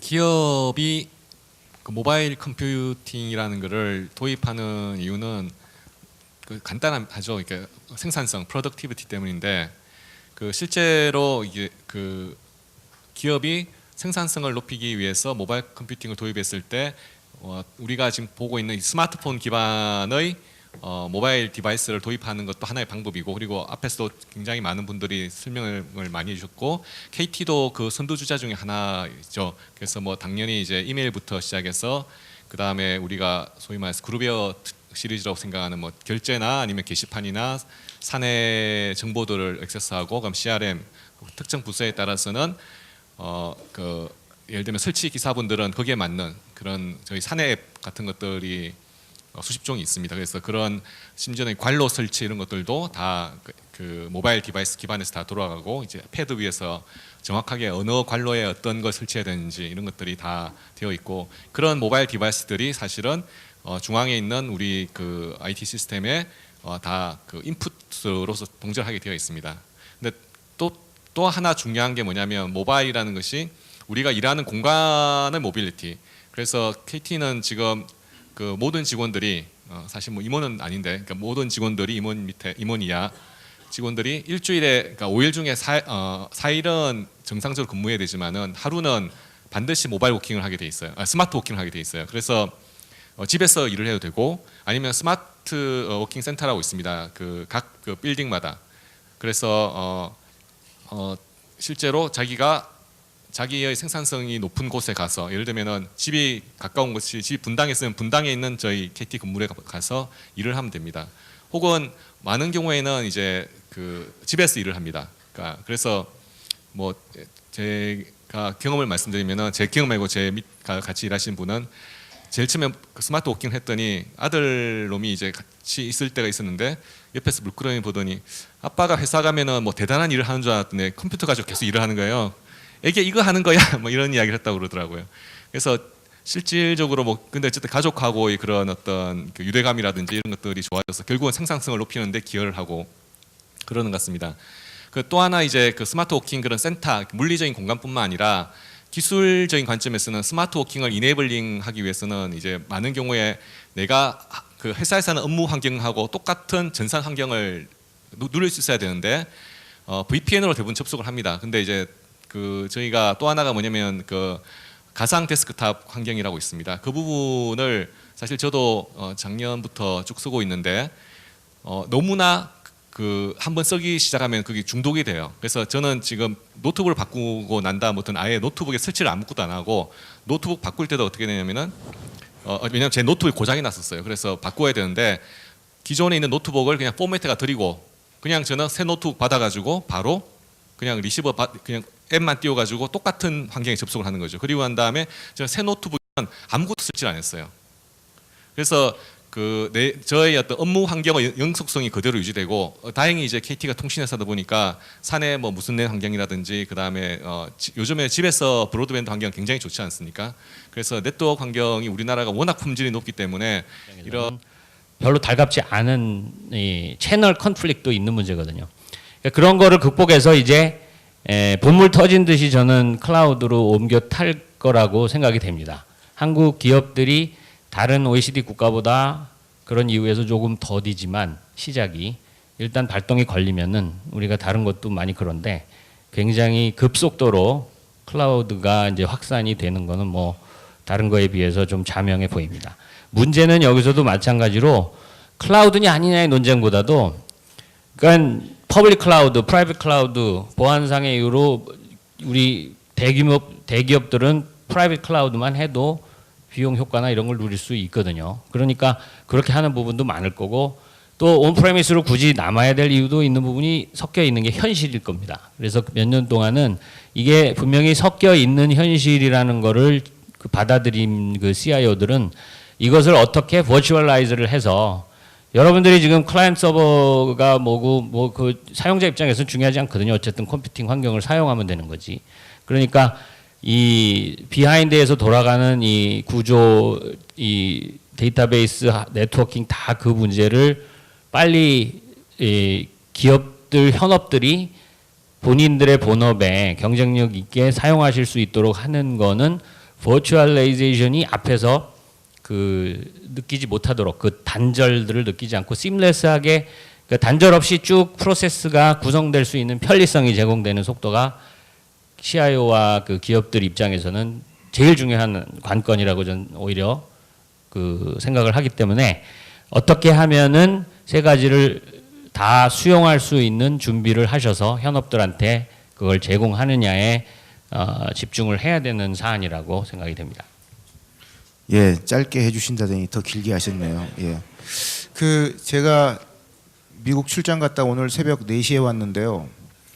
이번 출장에서 좀 감동을 받았던 몇 가지 사례가 있는데 저는 이제 출장 다니면서 클라우드 환경에 관련한 국내와 미국의 격차가 한 5, 6년 정도 나는 거라고 개인적으로 이제 감각적으로 느끼는데, 이번 출장에서는 미국의 주요 그 정부 부처의 클라우드 사례가 많이 발표가 됐습니다. 제가 모 벤더의 클라우드 컨퍼런스를 갔다 왔는데 너무 놀라운 것은 기존에 예를 들면 150개 애플리케이션을 25개로 콘솔리데이션을 하는데 전원 다 클라우드로 갔다는 거예요.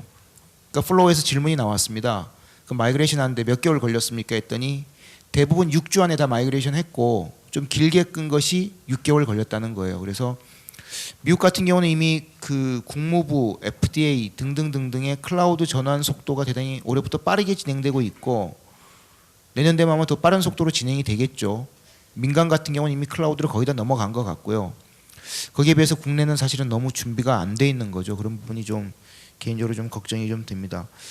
다음은 좀 빨리 부탁드리겠습니다. 예, 박진 CIO님. 예. 그 이 클라우드 컴퓨팅은 뭐 앞서서도 말씀드렸지만은 이것이 이제 가능하게 된 것은 결국 그 경제성입니다. 저장 장치가 싸지고 커뮤니케이션 비용이 싸졌기 때문에 가능한 거죠. 한 15년 전쯤에 EMC 1테라에 한 10억 했거든요. 지금 뭐 500만 원도 안 합니다. 그리고 지금 뭐 LTE를 하게 되면 그 동영상 끊김없이 잘 볼 수 있고요. 그런 빠르고 비용이 지불 가능할 만한 그런 경제성이 있기 때문에 이런 것이 이제 가능한 것이고요. 이것과 또 이제 맞물려서 여러 가지 다양한 디바이스들이 이제 나오면서 데이터를 좀 한 곳에 두고 그 다양한 기기를 그 사용해서 쓰면 얼마나 편리하지 않겠느냐. 이제 이런 환경이 이런 또 뭐 그 플랫폼하고 용어를 이제 만들어냈다라고 이제 생각을 하고요. 그러니까는 그런데 이거를 그 실현을 할 때 부닥치는 문제가 이제 안전하냐 아니면 빌렸을 거냐 네가 만들 거냐 이걸로 이제 압축이 되는 것 같습니다.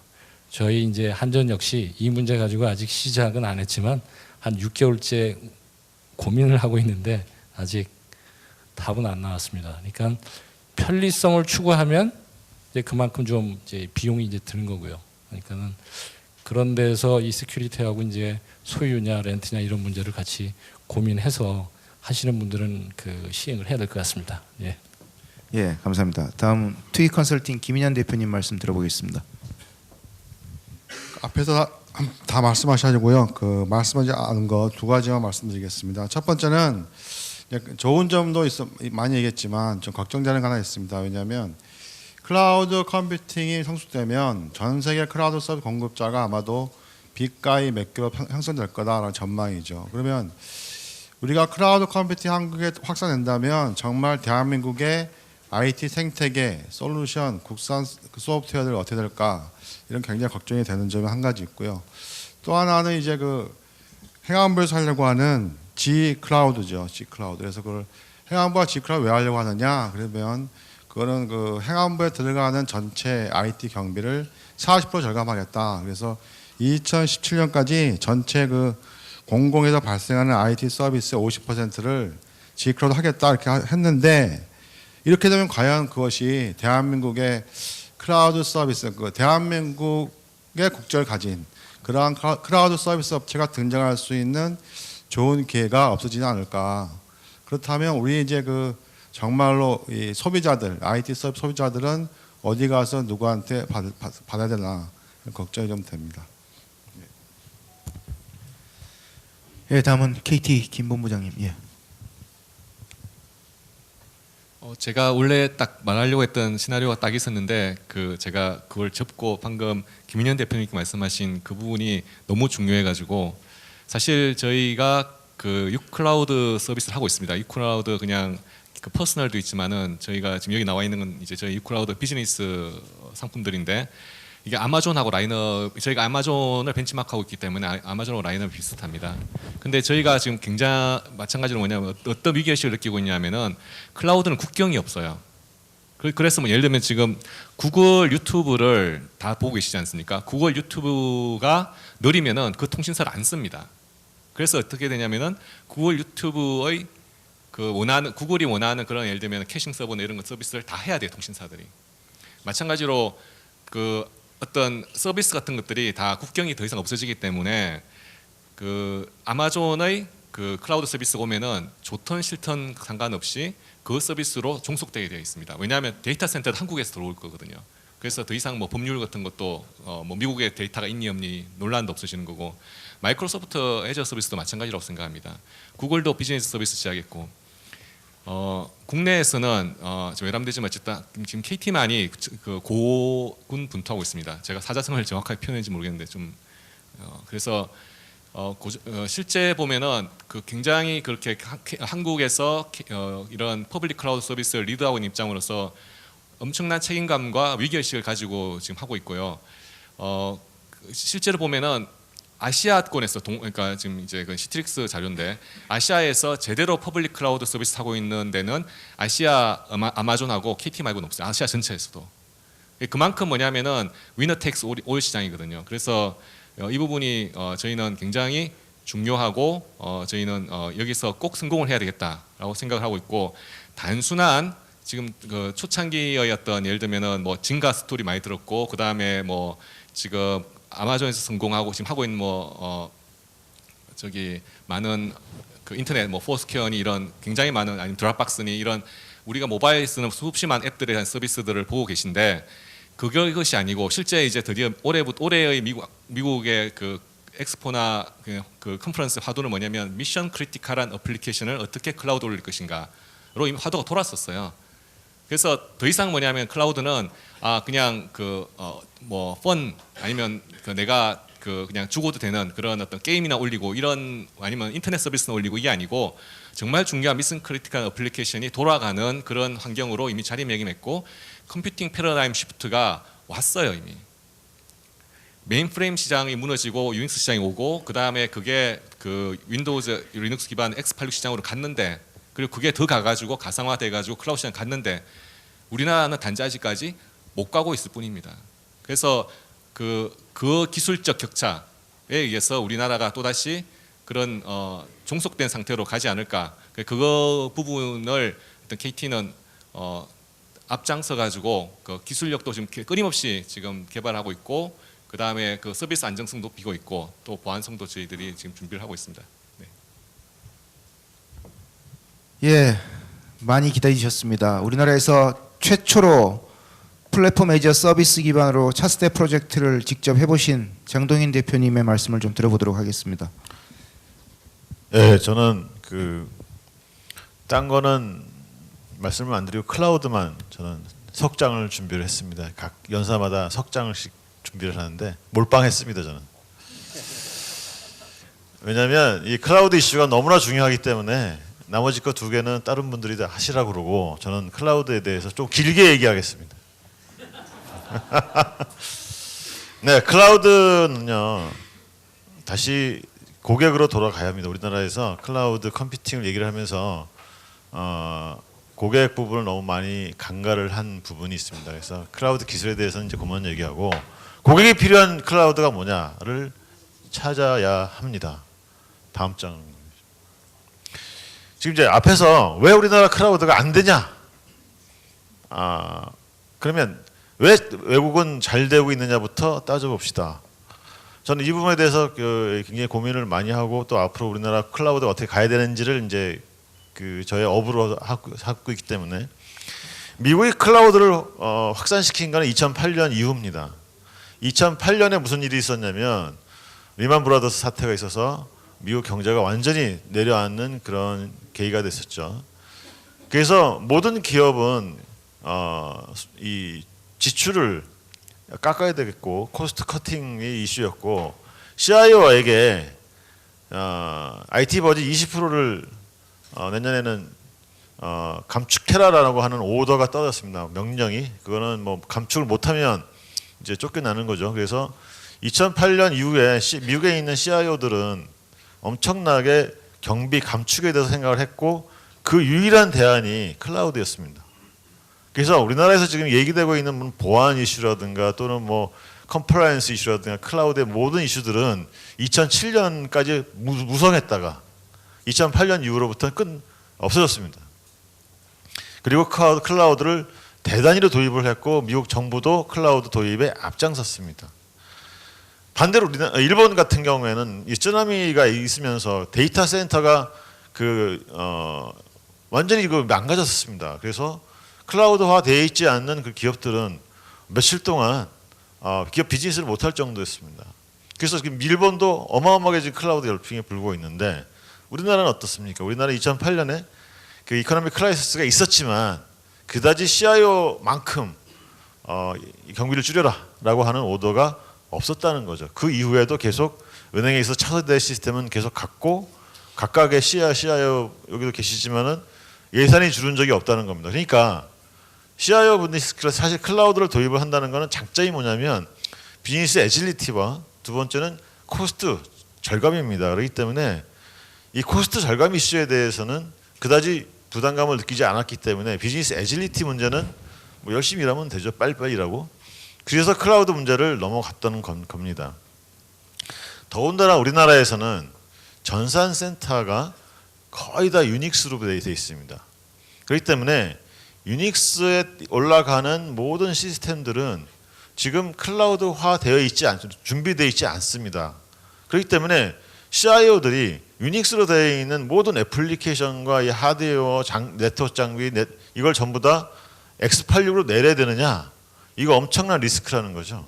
물론 이 x86으로 내리면 현재 여기 써 있는 것처럼 x86 계통에 어마어마하게 많은 장비들이 굉장히 쌉니다. 커머디티화돼서 지금 KT도 x86으로 다 내리고 있는 상황이고 이런 것들이 이제 지금 증권 쪽에서 일어나고 있는 상황입니다. 그런데 아직까지도 x86으로 내려야 되는 이유가 별로 없다는 거죠. 그래서 예산이 있다는 겁니다. 다시 말해서. 그래서 또 한 가지 이제 x86 내리는 입장에서 뭐냐면 x86 내린다 보면 리눅스로 내려야 되는데 기존에 유닉스에서 돌아가는 애플리케이션을 리눅스로 내렸을 때 리스크가 존재한다는 거죠. 왜냐하면 자바 같은 포터블한 랭귀지로 써 있지 않고 다른 랭귀지로 써 있고 CPU 디펜던트한 그런 코드가 있다고 하면 그건 자동적으로 이 리눅스로 옮길 수가 없는 거죠. 포팅이. 어쨌든 플랫폼을 바꾼다는 것 자체가 대단히 리스키한 부분이고 현재는 잘 돌아가고 있는데 이렇게 돌렸다가 만약에 안 돌아가면 돈 얼마 세이브한다고 이걸 돌리겠습니까? 그래서 이 부분이 우리나라에서 큰 문제고 다른 나라는 어떠냐면 다른 나라는 유닉스가 많이 팔리긴 했지만 x86하고 비율이 거의 비슷비슷했었습니다. 지금 x86은 더 많아졌지만 이런 그 깊은 이유가 있고요. 또 한 가지 이제 아까 이제 형사님께서 SI 예를 얘기했는데 우리나라의 대형 SI가 그 클라우드 프렌드리하느냐? 절대 그렇지 않습니다. 왜? 클라우드로 가서 경비 절감이라는 이슈를 들고 나가면 레베뉴 감소가 나는데 이걸 들고 고객을 찾아가서 클라우드 가자고 그러겠습니까? 고객이 이거는 클라우드로 해서 나는 이렇게 구입할 거야라고 오더를 내리지 않으면 그렇게 할 이유가 전혀 없는 거죠.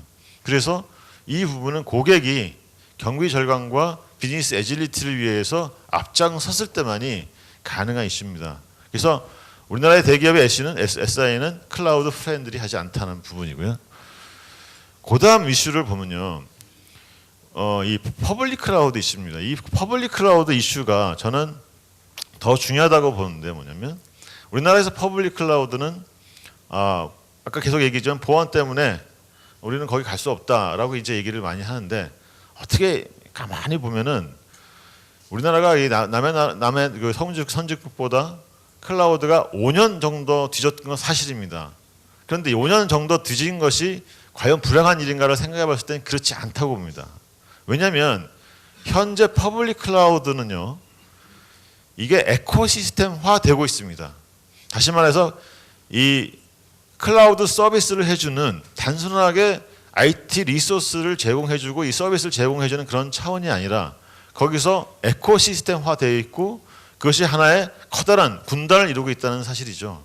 그러니까 한번 세미나하면 수만 명씩 모이고 또 수없이 많은 어플리케이션 그 디벨로퍼들이 있고 그래서 그 고객은 한번 들어가면 그걸 독점적으로 사용하지 않으면 안 되는 그런 상황에 있다는 거죠. 우리나라는 어떠냐?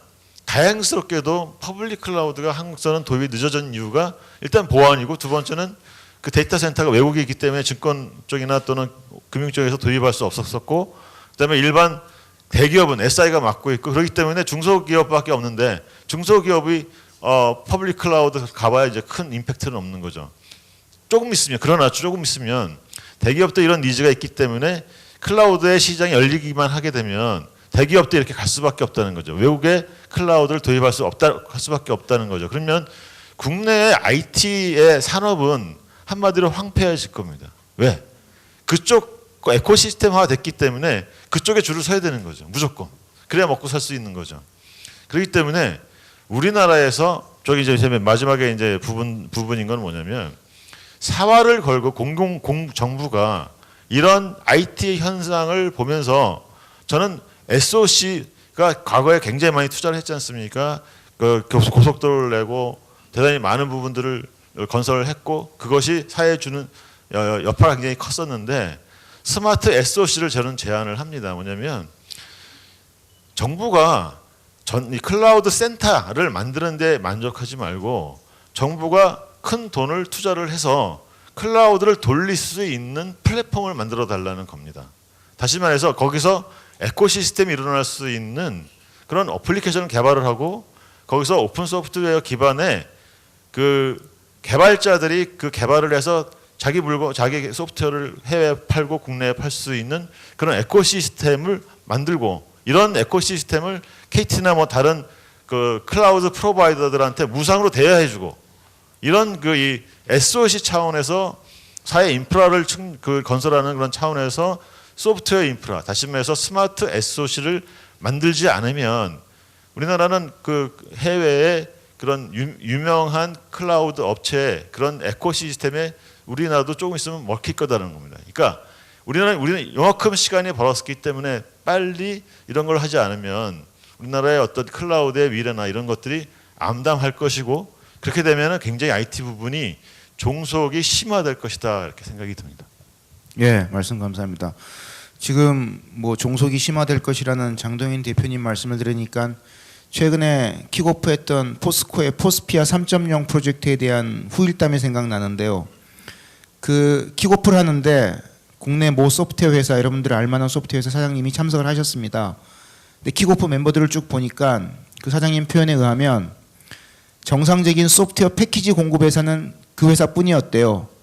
전원 다 그 대기업의 IT 서비스 자회사와 미국 구글, 그리고 구글의 한국의 임플리멘테이션 파트너, 이런 사람들밖에 없었다고 합니다. 포스코 그 3기 PI 혁신 프로젝트에. 그래서 패키지 회사들이 조만간 다 죽어날 수밖에 없겠구나 하는 위기의식을 많이 느꼈다고 하더라고요. 그 사장님 표현으로는.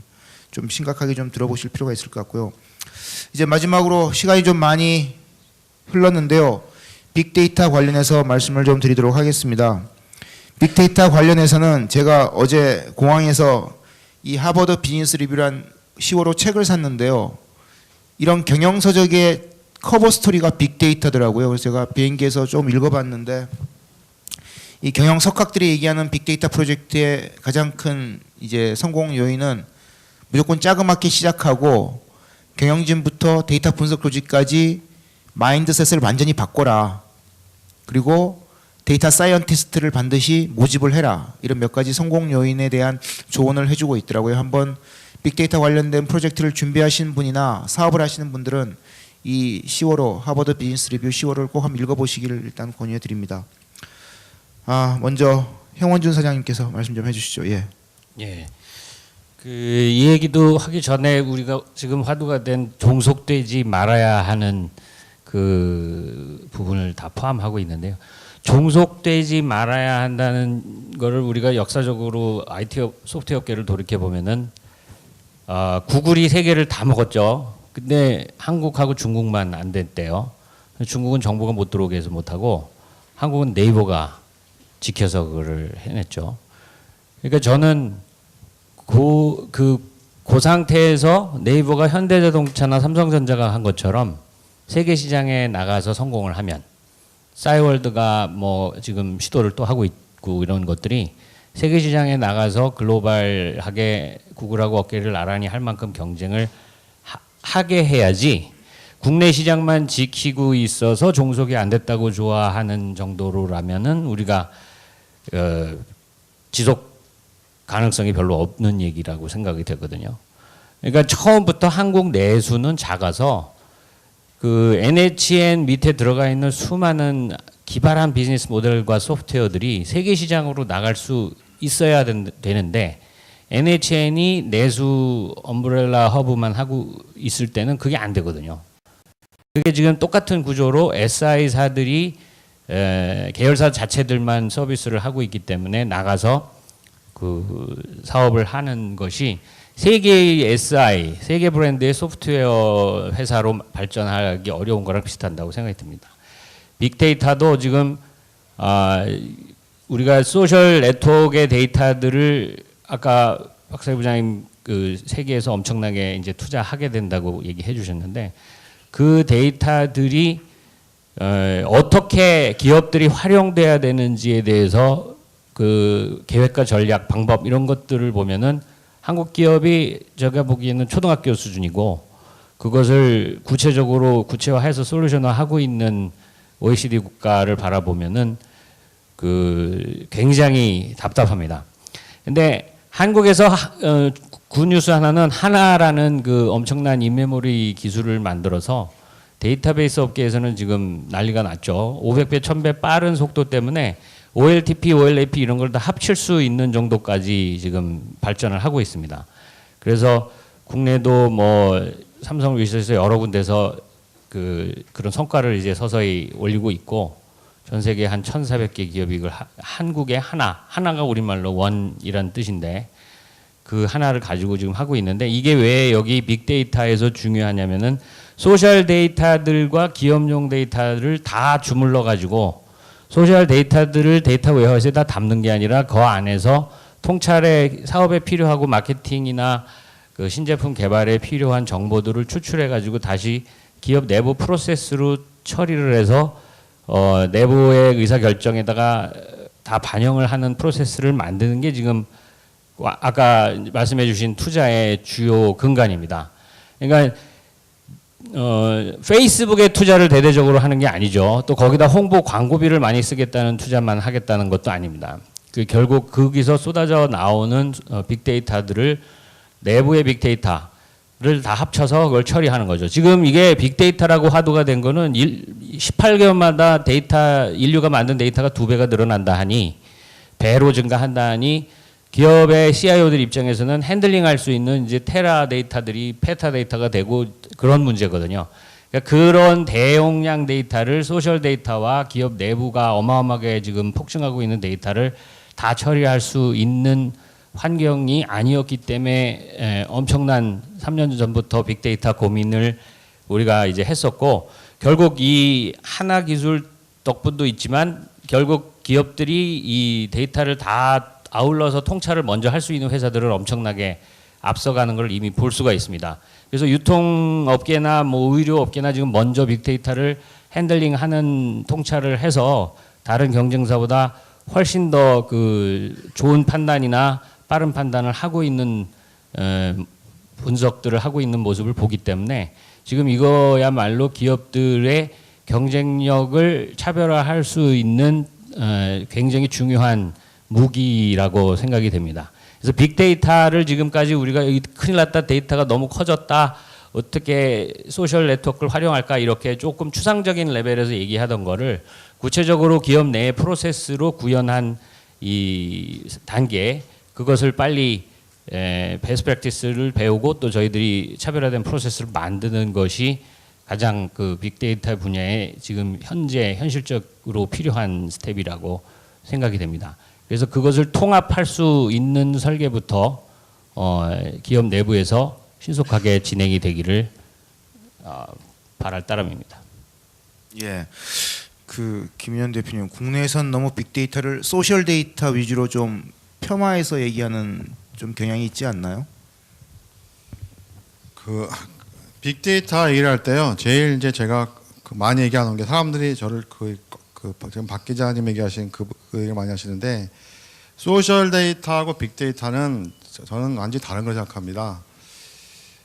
빅데이터가 효과가 있는 거는 그 빅 때문이 아니고요. 사실은 크기 때문이 아니라 그 데이터가 우리한테 과거에 보지 못했던 것들을 볼 수 있게 해주기 때문에 그렇거든요. 그래서 뭐 때문에 그러냐? 그러면 그거는 예를 들면 카드 회사 안에 쌓이고 있는 VOC 매월 1000만 건 쌓이는데 그걸 들여다보면 어떤 상품이 잘 팔리는지 알 수 있는 거고요. 정말 중요한 거는 기업 내부의 비부족 데이터가 중요하다. 그런 얘기고 또 하나는 빅데이터는 주로 보여주는 쪽이라고 한다면 보기만 하면 안 되기 때문에요. 생각해야 되잖아요. 그래서 항상 빅데이터 애널리틱.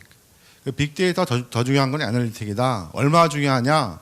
클라우드 서비스가 아무리 잘해봐야 주로 원가 절감한다고 친다면 그 회사가 매출 1조짜리다. 원가 절감하면 맥시멈 1조겠죠.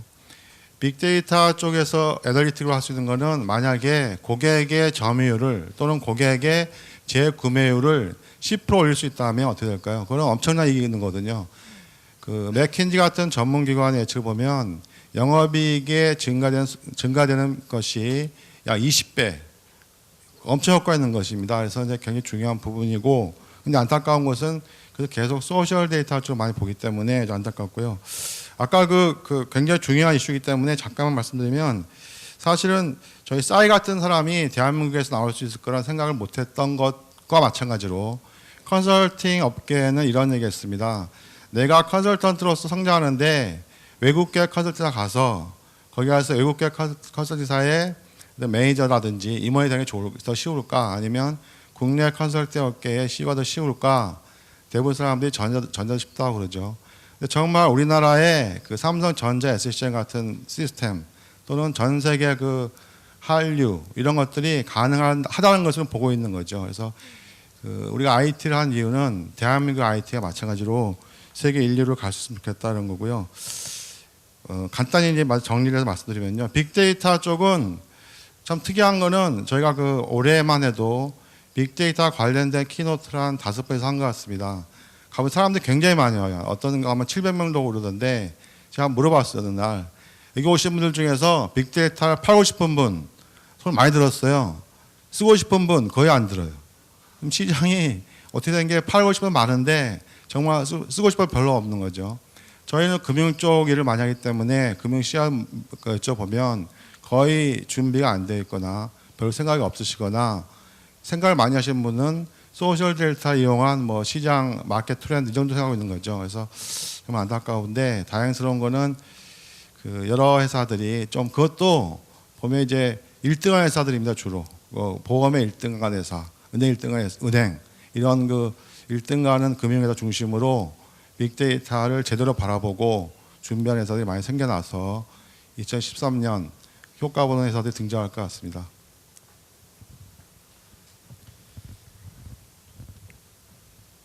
예, 박진 차장님. 예. 그 전 세계에서 매일 짧게 하려니까는 이제 할 말을 덜 하는 게 아니라 빨리 해야 되겠습니다. 그러니까 이 전 세계에서 매일 그 엄청난 데이터가 이제 쏟아지고 있습니다. 이 데이터를 어떻게 보면 페이스북, 구글, 링크드인, 애플 이런 데가 다 빨아들이는 것 같습니다. 누가 과거에 민간 기업이 위성을 쏴서 구글 어스를 만들고 전 세계의 골목골목 차를 다 보내서 사진을 찍어서 구글 맵스를 그렇게 만들 거라고 누가 상상을 했겠습니까? 링크드인에서는 전 세계 500대 기업의 75%가 링크드인을 통해서 사람을 채용을 하고 있습니다. 우리가 페이스북을 통해서 분석을 해보게 되면 서울의 슬로건이 하이 서울이거든요. 그리고 지금 관광공사에서 한국을 그 나타내는 슬로건이 Be Inspired. 그 전에는 스파클링 코리아였고요. 그리고 여러분들이 많이 알고 있는 다이나믹 코리아 뭐 이런 얘기가 있습니다. 근데 페이스북에서 한국과 연관된 단어를 검색을 분석을 해보면 어떤 얘기가 나오냐 하면 unpredictable 이렇게 나옵니다. 그러니까 이게 이제 그렇다 그래서 한국의 슬로건을 그 예측할 수 없다라고 이제 그렇게 할 수는 없잖아요. 그래서 뭐 이제 그런 게 있는데 그런 데이터들을 분석을 하게 되면 상당히 통계적으로 이제 정확한 얘기가 이제 나온다는 거죠. 그래서 이런 데이터들을 분석하는 것이 기업에서도 중요하게 이제 생각하기 시작했다고 이제 보입니다. 아까 그 이제 비즈니스 리뷰에도 이제 나왔지만 다른 잡지에서도 어널리틱스, 이제 프레딕티브 어널리틱스라는 이제 그런 주제로 그 분석이 많이 되면서 데이터 사이언티스트라는 그런 그 직업이 이제 나오기 시작합니다. 데이터 사이언티스트가 갖춰야 될 그 역량으로서는 첫 번째가 수학적 능력, 두 번째가 엔지니어링 능력, 세 번째가 라이팅 능력, 네 번째가 호기심, 그리고 다섯 번째가 자기 보이는 것을 비주얼라이제이션 하는 그런 능력. 앞으로는 그런 사람들이 회사에서 이제 중요한 역할을 할 거다라고 이제 그런 얘기들을 많이 합니다. 그러면 한국에서 이런 빅데이터를 잘 활용해서 그 이제 하는 기업이 어디가 있겠냐라고 이제 그 생각을 해보면, 저는 뭐 LG나 삼성에 대해서 아무런 그 개인적인 뭐 이런 편향은 없습니다. 하나 여러분들은 삼성전자와 LG전자를 동등한 레벨로 이제 생각하고 계시지만은 제가 보기에는, 제가 분석하기에는 삼성전자가 올해 아마 연말 매출이 한 210조 정도가 이제 될 것으로 생각을 합니다. LG전자는 약 50조 정도입니다. 매출로 보자면 약 4분의 1이고요. 그 다음에 삼성전자는 매월 비즈니스 데이로 3일이 지나게 되면 전달 결산을 이제 발표를 합니다. LG전자는 25일, 28일이 되어야 전달 결산을 이제 발표합니다. 이것이 바로 그 빅데이터의 분석 능력이 아니겠느냐라고 이제 이런 생각을 하는 거고요. 삼성 그룹 내에 이제 계열사들이 약 60개가 있는데 그룹사를 삼성전자와 후자 이렇게 이제 나누어서 삼성전자와 59개는 삼성 후자다. 이제 이렇게 이런 얘기가 삼성전자에서 이제 나온 얘기고요. 그래서 2010년도 말 삼성그룹의 인사를 보게 되면 삼성전자에서 글로벌 ERP에 있었던 임원들을 대거 삼성생명, 삼성화재 정보 전략 담당 임원으로 배치를 합니다. 이게 제가 보기에는 삼성은 이 빅데이터의 분석이 얼마나 중요한지를 깨닫고 그거를 그 실제로 그 실행을 옮기는 기업이 아마 국내에서는 대기업 중에서는 삼성전자가 아닌가 이제 이렇게 생각을 하고요. 이게 그러면 이렇게 빨리 데이터를 분석하는 것이 왜 필요하고 좋으냐라고 이제 질문을 하게 되면 미래를 예측할 수 있다는 겁니다. 그러면 어떻게 예측하냐 하게 되면 이 모든 그 사건이라는 것은 컨티뉴어스 이제 하거든요. 그러니까는 연속성이 있기 때문에 과거를 분석해서 경향을 분석하게 되면 미래를 이제 예측할 수 있다는 거죠. 삼성전자의 SCM은 3일 전에 데이터를 분석해서 3일 후에 판매량을 생각을 해서 오늘 그 부품을 발주를 한다는 것입니다. 근데 이게 사건이 연속적이지 않은 경우는 이게 이제 분석이 좀 어려운 거거든요. 예를 들어서 묻지마 살인은 범인을 찾기가 굉장히 어렵습니다. 어제 뉴스에서 봤는데 수원 남부에 뭐 그 부녀자 그 성폭행 사건, 용의선상에 떠오른 사람이 1000명입니다. 경찰이 1000명을 다 이제 분석을 했거든요. 분석하는데 수개월이 이제 걸렸습니다. 그거는 빅데이터를 분석을 하게 되면 이제 이런 하고 연속성이 있다는 그런 이제 수학적인 그런 게 있으면 이게 빅데이터를 활용하면 프레딕티브 어널리틱스를 활용하면 미래를 예측해서 더 기업은 효율적으로 이렇게 뭐 경영도 할 수 있고 이제 그렇다는 얘기입니다. 예. 예, 감사합니다. 예, 다음은 국방부 유기획관님. 예. 원래 영어로 작성했었어야 되는 건가요? 뭐 보니까 전부 다 영어로 하고. 저를 보면서 주로 영어로 하셔가지고.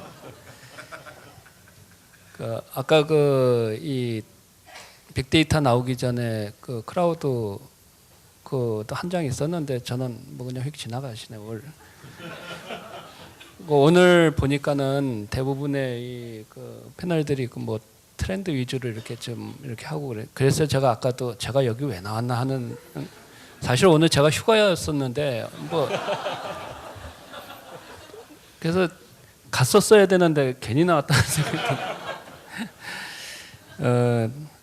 지금 얘기하시는 이 트렌드 선상에서 뭐 한전에 계시면 고객 중에 한, 저도 이제 고객인데 지금 국방부가 이 크라우드와 빅데이터 이 부분에 지금 그 사업의 라인 선상에 있습니다. 그래서 아까 내가 이 크라우드 저희 뭐가 안 나왔다고 얘기 드렸던 게 그 라인 선상에 있었기 때문에 지금 뭐 아마 신문지사에도 한두 번 나왔지만은 지금 국방부는 정군에 있는 전산소를 지금 2군데로 통합 사업을 시작을 했습니다. 그래서 금년 초부터 땅을 파서 지금 건축물을 짓고 있고요. 금년도 10월 달 다음 달 정도면은 정보화 사업 발주가 아마 나올 겁니다. 대략 계획 예산 한 700억 정도 됩니다. 그리고 내년도면은 크라우드가 서버 통합을 하면서 이 크라우드 쪽으로 이렇게 하는 그런 이 사업이 또 나가는데 한 1,200억 정도 이렇게 되리라고 생각을 합니다. 그 뒤에 크라우드로 저희가 나가고 싶어 하는 게 PC 기반의 크라우드였었는데 사실 고객 입장에서 보면은 이 통합전산소의 크라우드는 결국은 몇 년이 지나가면은 이게 비용 절감이 됩니다. 근데 PC 기반의 이거를 저희가 하려다 보니까 저희가 접근은 2가지인데 하나 아까도 얘기했지만은 이 보안 측면에서 그거를 하게 되면은 모든 USB가 다 없어지니까는 이 보안 측면에서 국방부가 이걸 도입을 하려고 했는데 결국은 도입을 하려다 보니까 비용 측면에서 저희가 노 PC를 교체를 5년 6년마다 하는데 그거보다 더 들더라 하는 겁니다. 지금 실제로 저희가 이 금년도에 아까 얘기했던 유실험 사업을 해서 1개 부대를 한번 바꿔봐야 되겠다 해서 했는데 하다 보니까 다른 하드웨어 비용은 절감이 되는데 그 가상화 VDI 라이센스하고 그 비용이 엄청나게 들어가요. 결국은 플러스 해보니까 한 1.2배에서 5배 정도 되더라고요. 그래서 일단은 접었습니다. 그래서 그 부분에 대한 것들 여기 계시는 관계에 되시는 분들이 좀 정확하게 좀 하여튼 그게 우리나라 이 소프트웨어 솔루션 기술이 없더라고요. 결국 마이크로소프트하고 이제 VDI 쪽으로 이렇게 했는데 뭐 이 정부가 뭐 예산을 요새는 복지비에 투자를 계속하지 정부가 쪽으로 투자를 안 하니까 안 하는 게 아니고 증가를 이렇게 시키지를 않으니까 그 부분을 활성화시키려면은 그 부분에 대한 예산 절감에 대한 부분을 아마 좀 노력을 해주셨으면 좋겠다 하는 생각이 듭니다. 그 이제 이 라이선상에서 저희가 이제 이 통합전산소가 되면은 지금 각기 있는 그러한 이 정보 체계들을 이제 그러니까 각 군이 있는 정보 체계를 정군으로 이 통합을 시키고 있습니다. 그거를 이제 정군 통합 체계의 뭐 인사 군수 이런 것들을 이제 전체를 하나의 체계로 통합을 시켜 나가야죠. 그때 되면 저희도 이제 빅데이터를 가져야 될 거로 지금 생각하고 지금 상당히 관심 있게 보고 있고요. 두 번째 빅데이터 저희 시장은 이번에 이제 국회에서도 저희한테 질의를 했던 것 중에 하나였었는데 이 정보과는 인텔리전스 정보 쪽에서 슈퍼컴퓨터를 사야 되겠다라고 제안을 했습니다. 그러니까는 이 수없이 쏟아지는 이 센서 쪽에서 수없이 쏟아지는 동영상, 이 정지영상 뭐 이런 데이터들이 계속 누적이 되는데 그 데이터의 양이 어마어마하고 그거를 저장하는 그러한 이 공간이라든지 거기서 정형 비정형 데이터를 분석해서 뽑아내는 이런 부분들이 상당히 이제는 저희 국방 쪽에서도 이게 필요하다라는 그 시점이 이제 도래가 돼서 이 검토를 지금 하고 있습니다. 그래서 이 지금 크라우드와 빅데이터 그런 부분 쪽도 이 국방 쪽에서도 이 상당히 그 관심을 가지고 클라우드는 이미 시작이 됐고요. 뭐 저희들이 좀 그런 부분에서도 기여가 되지 않을까 열심히 하도록 관심을 좀 많이 가져주시기 바랍니다. 이 빅데이터 마스터 플랜은 언제 수립을 하신다는 건가요?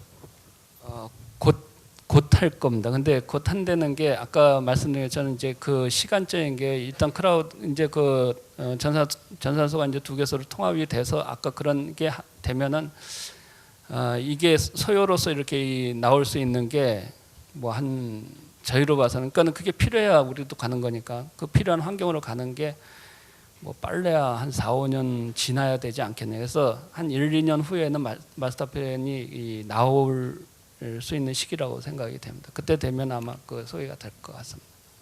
예, 감사합니다. 다음은 KT의 빅데이터 관련 사례를 말씀드리겠습니다. 제가 방금 시계를 보니까 5시더라고요. 그래서 지금 그 우리가 빅데이터를 이야기를 할 때 제가 제 개인적 인사이트를 말씀을 드리겠습니다. 빅데이터는 저는 경영의 아젠다라고 생각하고 있습니다. 그러니까 어떤 하나의 상품이라든지 서비스 관점에서 그런 걸 볼 수도 있고 사업적 관점 볼 수도 있지만 경영 그래서 우리가 과거에서 뭐 빅데이터 정의 같은 거 많이 보셨으니까요. 과거의 데이터, 그러니까 과거에 데이터 웨어하우스도 있었고, 그러니까 BI 솔루션도 가지고 계셨죠. 그리고 데이터 마트도 있었고, 그러면 빅데이터를 통해서 뭘 얻고자 하는 것인가? 그래서 그때 중요한 게 뭐냐면 그 경영의 직관을 얻고자 하는 거예요. 제가 볼 저희 개인은. 그래서 실제로 어떤 하나의 소스, 그러니까 기업 엔터프라이즈 내에서 생성되는 엔터프라이즈에서 나온 데이터가 하나의 소스라고 한다면은 그 정보뿐만 아니라 다양한 여러 소스들, 그러니까 그게 엔드 유저든 아니면 또 다른 어떤 정부 기관이든 아니면 공공 데이터든 그런 굉장히 다양한 소스로부터 들어오는 데이터를 가지고 분석하고 관찰하고 그걸 가지고 분석하고 그 다음에 예측하고 트렌드를 읽고 그리고 그 사람이 뭐냐면 경영진한테 트렌드 읽게 될 것 같고 근거는 이렇습니다. 그래서 이렇게 준비하는 게 맞습니다. 이렇게 될 수 있어야 되는 게 빅데이터 활용이다라고 생각을 하고 있고요.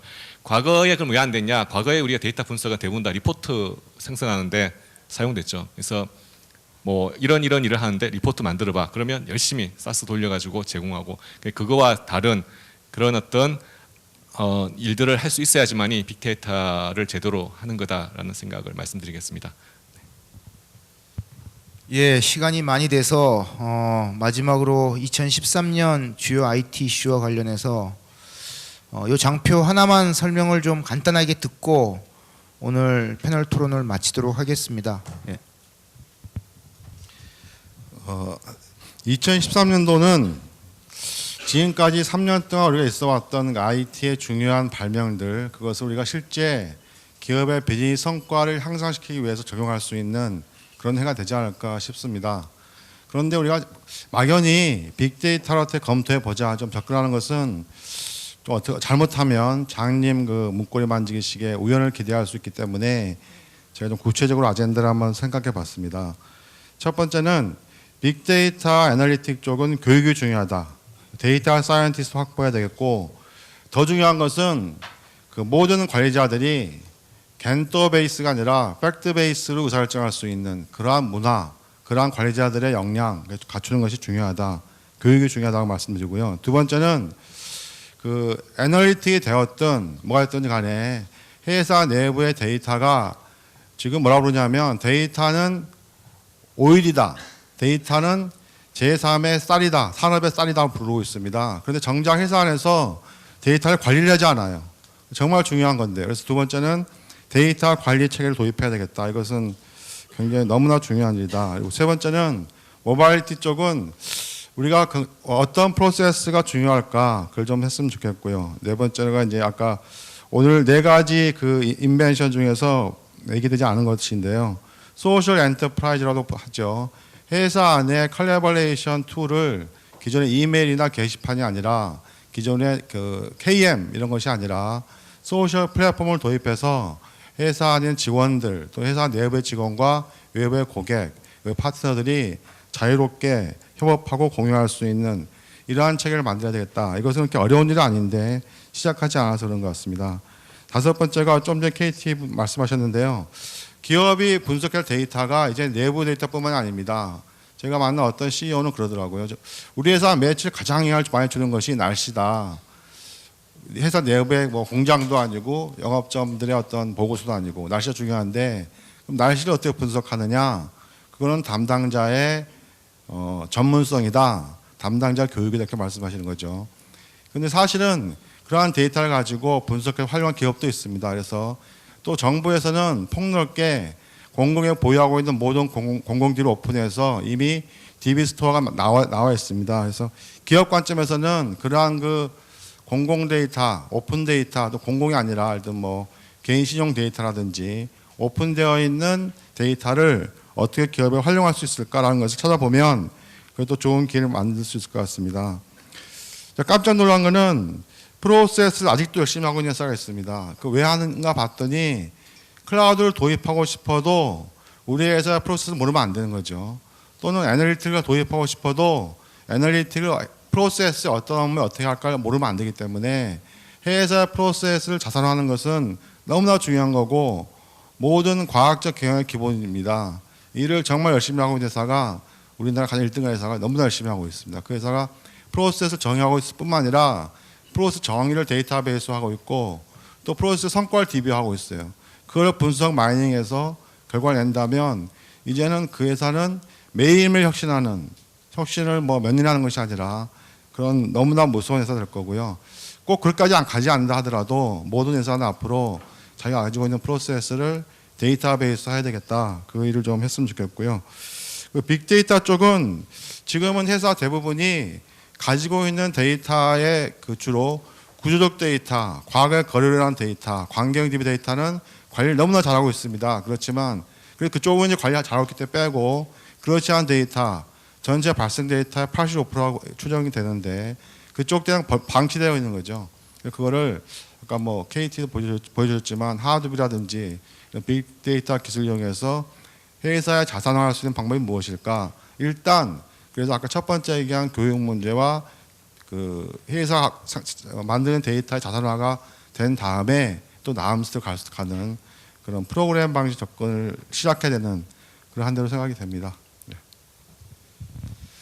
예, 오늘 장시간 많은 말씀들을 해주셨는데 뭐 저희가 기획했던 만큼 여러분들에게 얼마나 큰 도움이 됐는지는 좀 잘 모르겠네요.